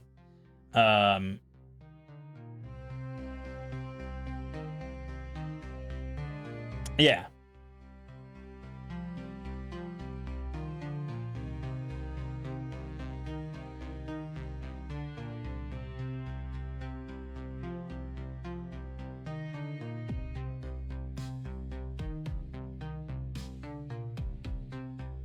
I mean, they're bandits, right? So they're not, like, generally good people. Most likely, they're not going to be good people. But, you know, you start to get into the whole sort of socio-economic sort of situation of what drove these people to banditry, why they're choosing to live out here in the wilderness with dangerous, like, fucking demon spiders around and crap like that. And choosing to just, like, try and knock off merchants or anyone that wanders through the area. I mean, I could argue that if we had money, like, not maybe on us, but if we had money and we had resources, you could theoretically hire these people to form your garrison for your keep.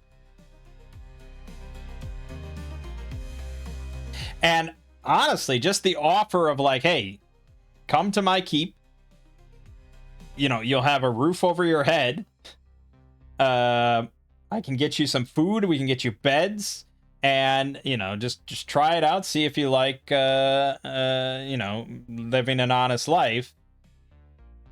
And if you do, you can stay on and form part of the garrison. Now, there is a risk there, of course, that they will just be like, well, there's more of us than you, so we're just going to take this keep for ourselves. That is a pretty strong risk if you're just level 1 or 2 characters and there's just like 3 or 4 of you. This works best if you already have a fucking garrison and you just want to bolster it, or you have a garrison of, like, soldiers and you want to have, like, a team of thieves for some sort of purpose, like for a war or something. Like, having a big band of thieves could be pretty useful for all sorts of things. That way there's checks and balances in place. Trying to just recruit a group of bandits to be your garrison with nothing is probably quite tricky. You'd really have to have a silver tongue for that one. But I'm just saying, there's all sorts of potential uses and opportunities and also all sorts of stuff like that. But keep in mind, this is only one small... This is a percentage of the overall bandit organization here. I don't know really how they can survive out in the forest here. Like, this is sort of an uncivilized area. So this might not be where they normally roost. Maybe they went a bit... They kept going east and just scoping out the area. Maybe they're aware of the keep already. But they saw that it was inhabited by bugbears and stuff. Maybe they ask you about that. Like, oh, you know, what's going on with that keep? And if you say, oh, well, we cleared it all out of bugbears, it's our keep now. Then the bandits might be like, well, I think it's maybe our keep now. You know, like, there's all sorts of opportunities and pitfalls. You never know. That's why it's great. All right. So, but for our purposes, we were just going to, once we heard them, we were just going to go around and depart. Okay, where the fuck are we?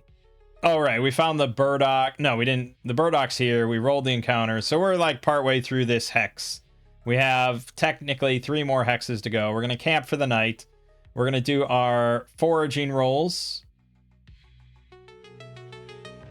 first. Remember, we need 18 or higher on an int roll to get 3 rations. Nope. So we're all going to consume another ration. That 18 or higher is tricky to get, my friends. Okay. And there is no encounter tonight because we already did 1 every 3 nights. We're all good. Maybe we camp with the... No, we don't camp. If we had talked with the bandits, we probably would have camped with them. But yeah. So new day. We're going to go on to the next hex. Let's roll for filling in the blanks. This is the last grassland hex before we hit the forest. This is a 7 on this, which is another resource.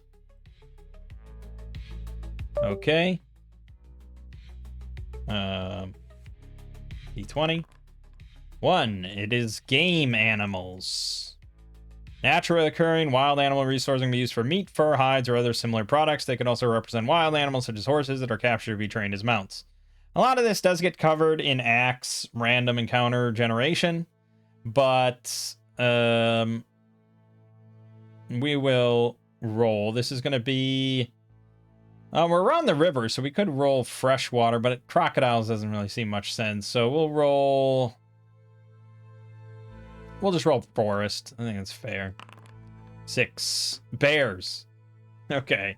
So there's a group of bears that live sort of at the edge of the forest here. Again, we're not encountering this. This is just something that's in the hex.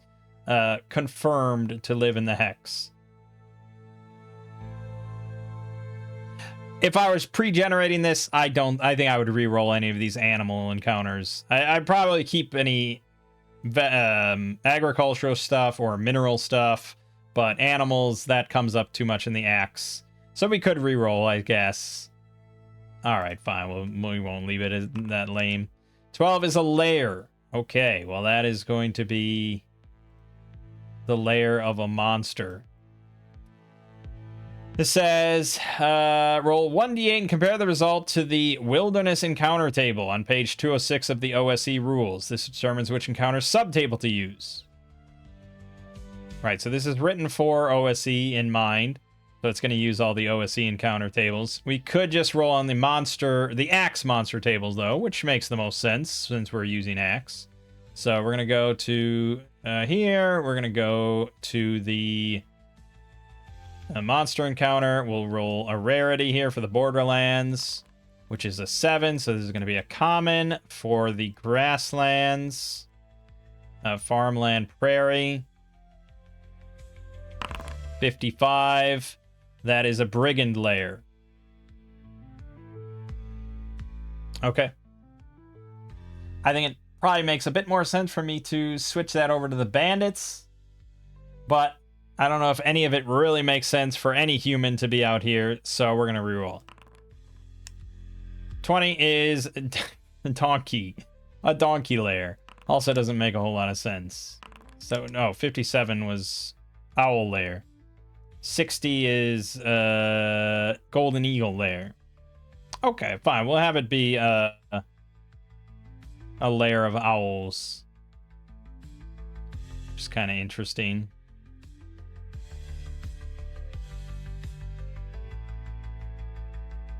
I do have a supplement for Axe, which is layers and encounters. I've never really looked at this much, because I haven't done much with layers. I always forget they exist when I roll random encounters. But yes, this has layer listings for basically every type of creature in the monster manual, except for raptors.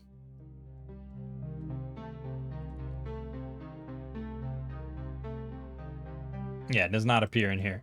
Bummer. Unless this was written for first edition Axe, that could be. I think it was, actually. Yes, this was written for first edition, so I don't know if they have a second edition one or not. I'll have to check now.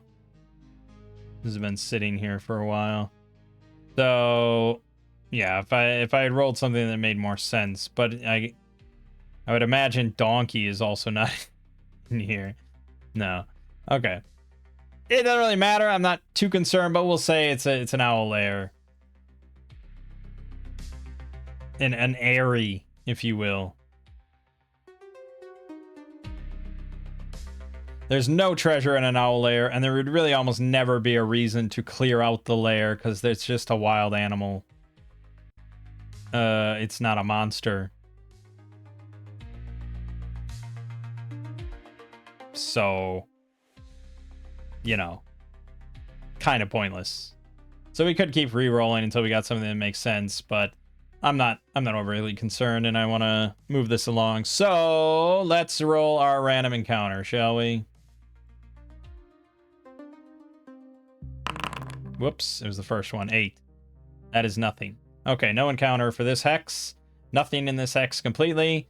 We'll be able to make it into this forested hex. Let's roll on the filling in the blanks. It's an 11 for feature, which I think is another layer. Yep. Okay. But now we're in a forest, so it might actually make sense, at the very least. So in rarity for 17 is uncommon. We're in the forest. Deciduous. Uncommon. 76. It is nymphs. Nymph Dryad. Okay, Dryad layer. There is a treasure there, treasure type D. There's 1d6 of them in the layer. And yeah, okay, I mean, that makes sense. There's a Dryad layer in this hex. They can bewitch people. All sorts of fun stuff like that. I wonder if that's in the layer and encounter. Nymph Dryad. Yes, it is. So just as an example of what this book might provide for you. 3 ancient oak trees surround a 14-foot tall bluestone menhir in a forest glade. The oak's huge size, each over 35 inches in circumference and 35 feet in circumference and 90 feet in crown, suggests they're older than the menhir. A tree hollow about 6 feet high is formed at the base of the largest oak. The menhir is carved with runes in Old Argolian, warning that the clearing is home to a powerful and dangerous fairy who must be propitiated with a gift in the hollow. Within the oak tree lives 3 dryads. The dryads are alert to any who enter their glade. Trespassers will be given a few moments to inspect the standing stone and make a suitable offering based on the apparent wealth of the trespasser. Those who propitiate the dryads may be graced with a conversation. The dryads are each over a century old, last descendants of the long line born of this glade, and they know many secrets. If the dryads are not propitiated, or if their trees or treasures are threatened, the dryads will reveal themselves and use their charms to lure the interlopers to their doom. The hollow under the largest oak leads to an underground cave that lies below the glade. It is filled with the bones of past victims and the tributes of past supplicants, including 6,000 silver pieces, 1 agate worth 10, 2 pure crystals worth 50 each, 2 amethysts worth 100 each, 1 topaz worth 500 gold, and a blue effervescent fluid, potion of levitation, and a white balmy fluid, potion of fire resistance. The dryad's hair and heartwood are special components, 15 gold pieces, 2 6 stone each. Yes, and that's it. I mean, some of them have maps if they're a bit more involved, of like a lair or a village or something for some of these creatures, but some of them are literally just like a one-room kind of thing, which would be this. There's an underground cave filled with bones underneath the tree. So yeah, that's why I mean, yeah, I haven't looked at this much because I haven't really ever used layers. But yeah, I think that's really cool. And layers are like one of the best ways to get treasure. You know, here, if you can manage to kill 3 dryads or something, you get a pretty good amount of treasure. And they're not that terrible. Like, you know, assuming you propitiate and get into a conversation, you could jump them. They only have 2 hit dice and 14 AC, you know, like, you could slaughter them fairly quickly.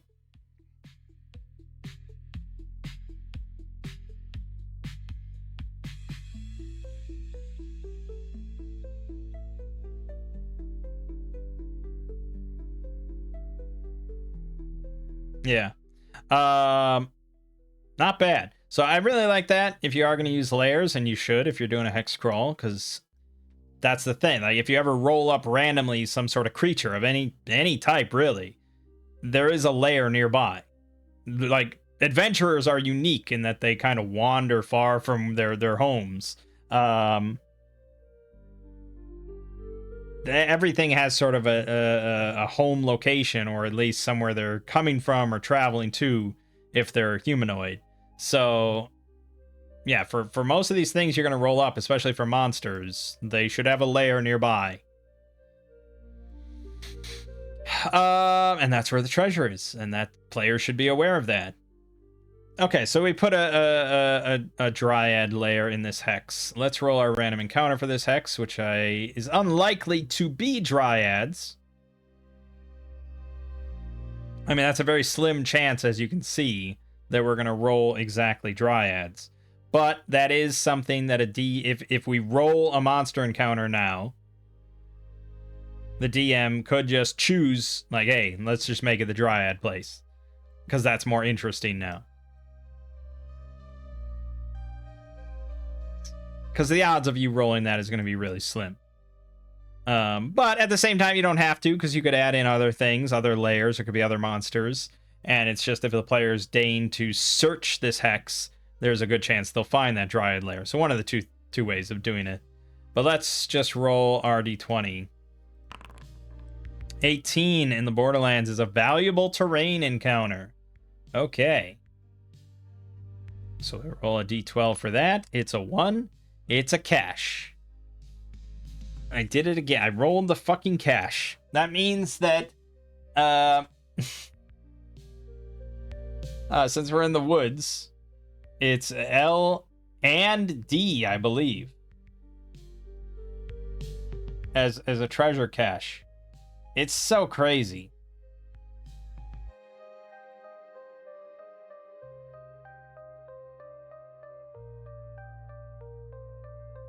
Yeah, I'm pretty sure it's both.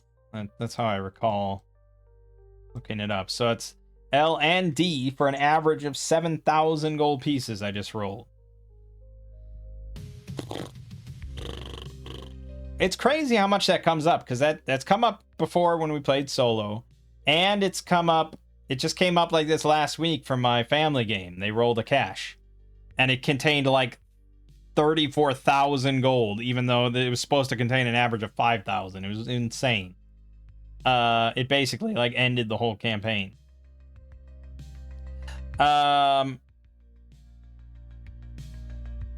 and it's like the odds of it are not that slim in the Borderlands. You have a 10% chance of rolling a valuable terrain encounter every hex you go into. And then a 1 in 12% chance of it being a cache, of which it's just going to be a phenomenal amount of money you get for free. Damn it, cat. I'm not going to roll all the treasure, just because I feel like we're not going to be playing for that long for it to matter. I also have no way to carry all this treasure.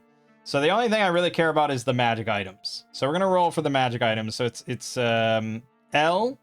It's a 75% chance for a sword, weapon, or armor. That's really valuable to us. And of course, I roll 1 off. 75% chance for a potion. Okay, we got a potion. 30% chance for any 1 magic item. Nope. And then D is 15% chance for any 2 magic items. No. So we found a potion. Needless to say, not a big haul. So we're going to roll here, and we're going to go to the potion section. Here it is, and we're just going to roll a random potion, 66. Oil of the Secret Fire. It appears to just be lantern oil, but that doesn't seem right. There's a big pile of coins here, and then just a lantern oil. It must be magical.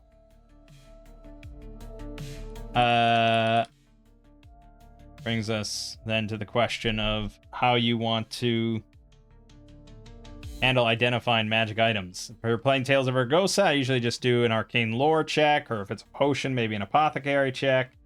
I think.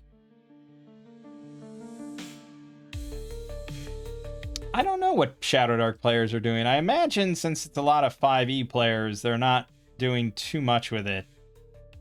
That would be my guess.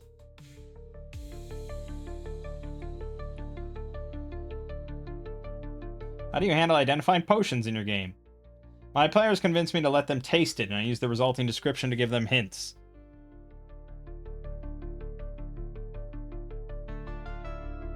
Yeah. Doesn't work well for solo, I think.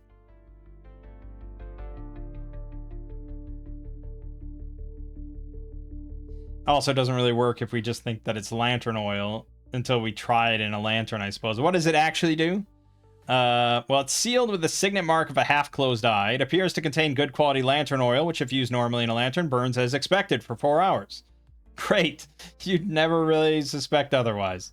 If instead set in a lantern prepared with a single hair wound about its wick, only the creature from whom the hair came will be able to see its light, his surroundings dimly illuminated to a range of 60 feet when to all others the lantern appears dark. The lightless vision lasts for a day as the spell. If as many as 4 total users each contribute a strand of hair, the fire seek will not last as long. The oil will still burn for 4 hours, but its magical properties will only last for 4 hours in total.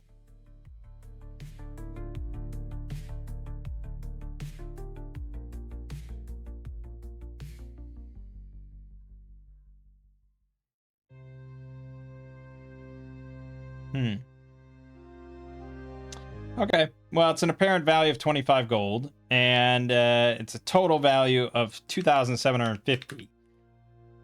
We might sell that.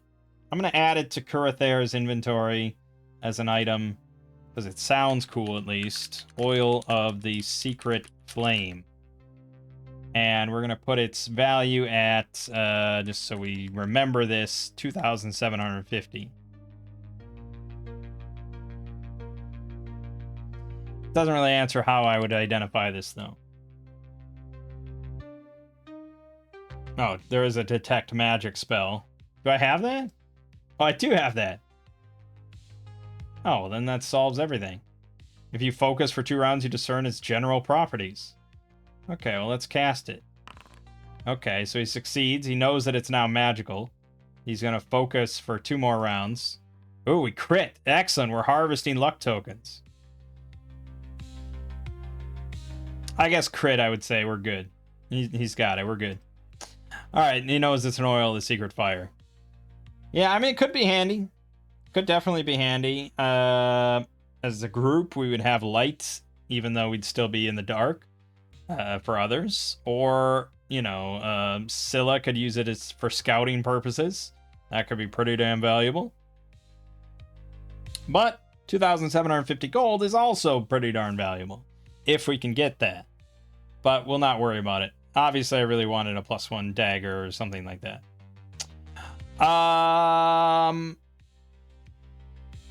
That was our encounter. Like I said, I'm not going to roll money, even though... Because I just couldn't carry it. So, we could mark it here, just in case, I guess. Just for the sake of, like, hey, there's treasure here. If we want to come back with a donkey or a couple donkeys. Fine, let's roll. 40% chance for copper, no. 60% chance for silver, no. 75% chance for electrum, no. God. 60% chance for gems, yes. Okay, 1d6 gems.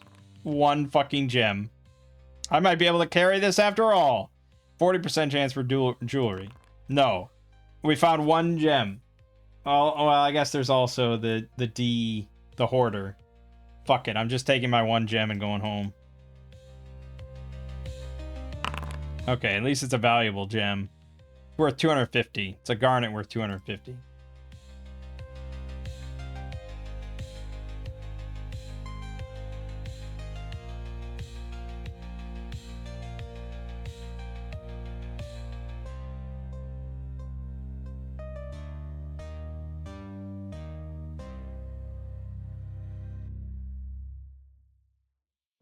All right. Well, you know, that's 250 XP, I guess. Well, yeah. If it was the coins, we wouldn't get the XP because we wouldn't be bringing them back yet. So the garnet was a nice little bonus. All right.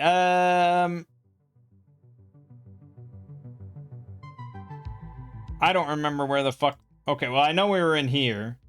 We traveled out from like here, right? So that would have been like 9 miles to get here or so. 8 miles or so. And this is 2/3 speed. So yeah, we're like here for the night. And I think we still don't have an encounter tonight, so we're good.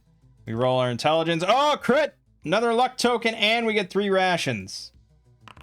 Oh my god, we had 6 rations. Okay, so we eat for free tonight.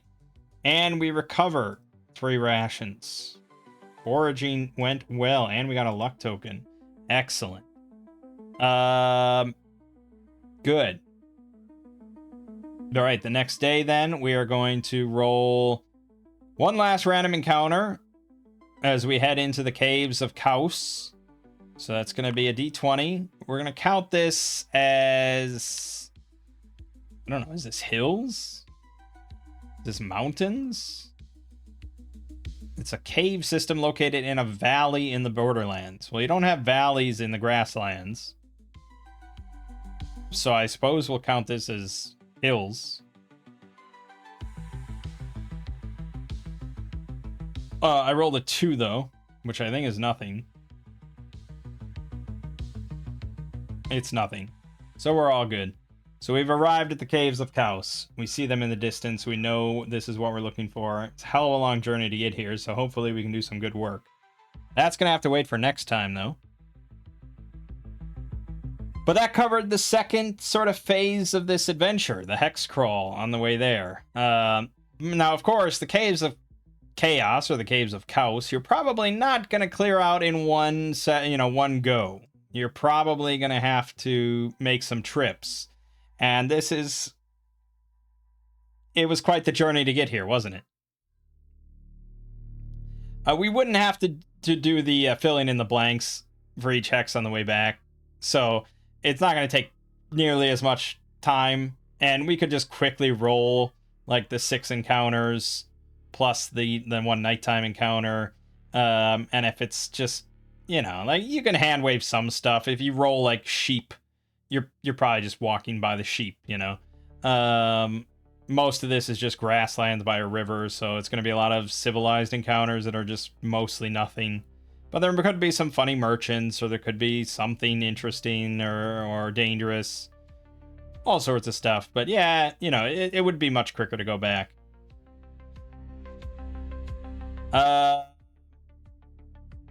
So we picked up some XP, made some friends with some bandits, got some money, got a potion. Well, we got some oil.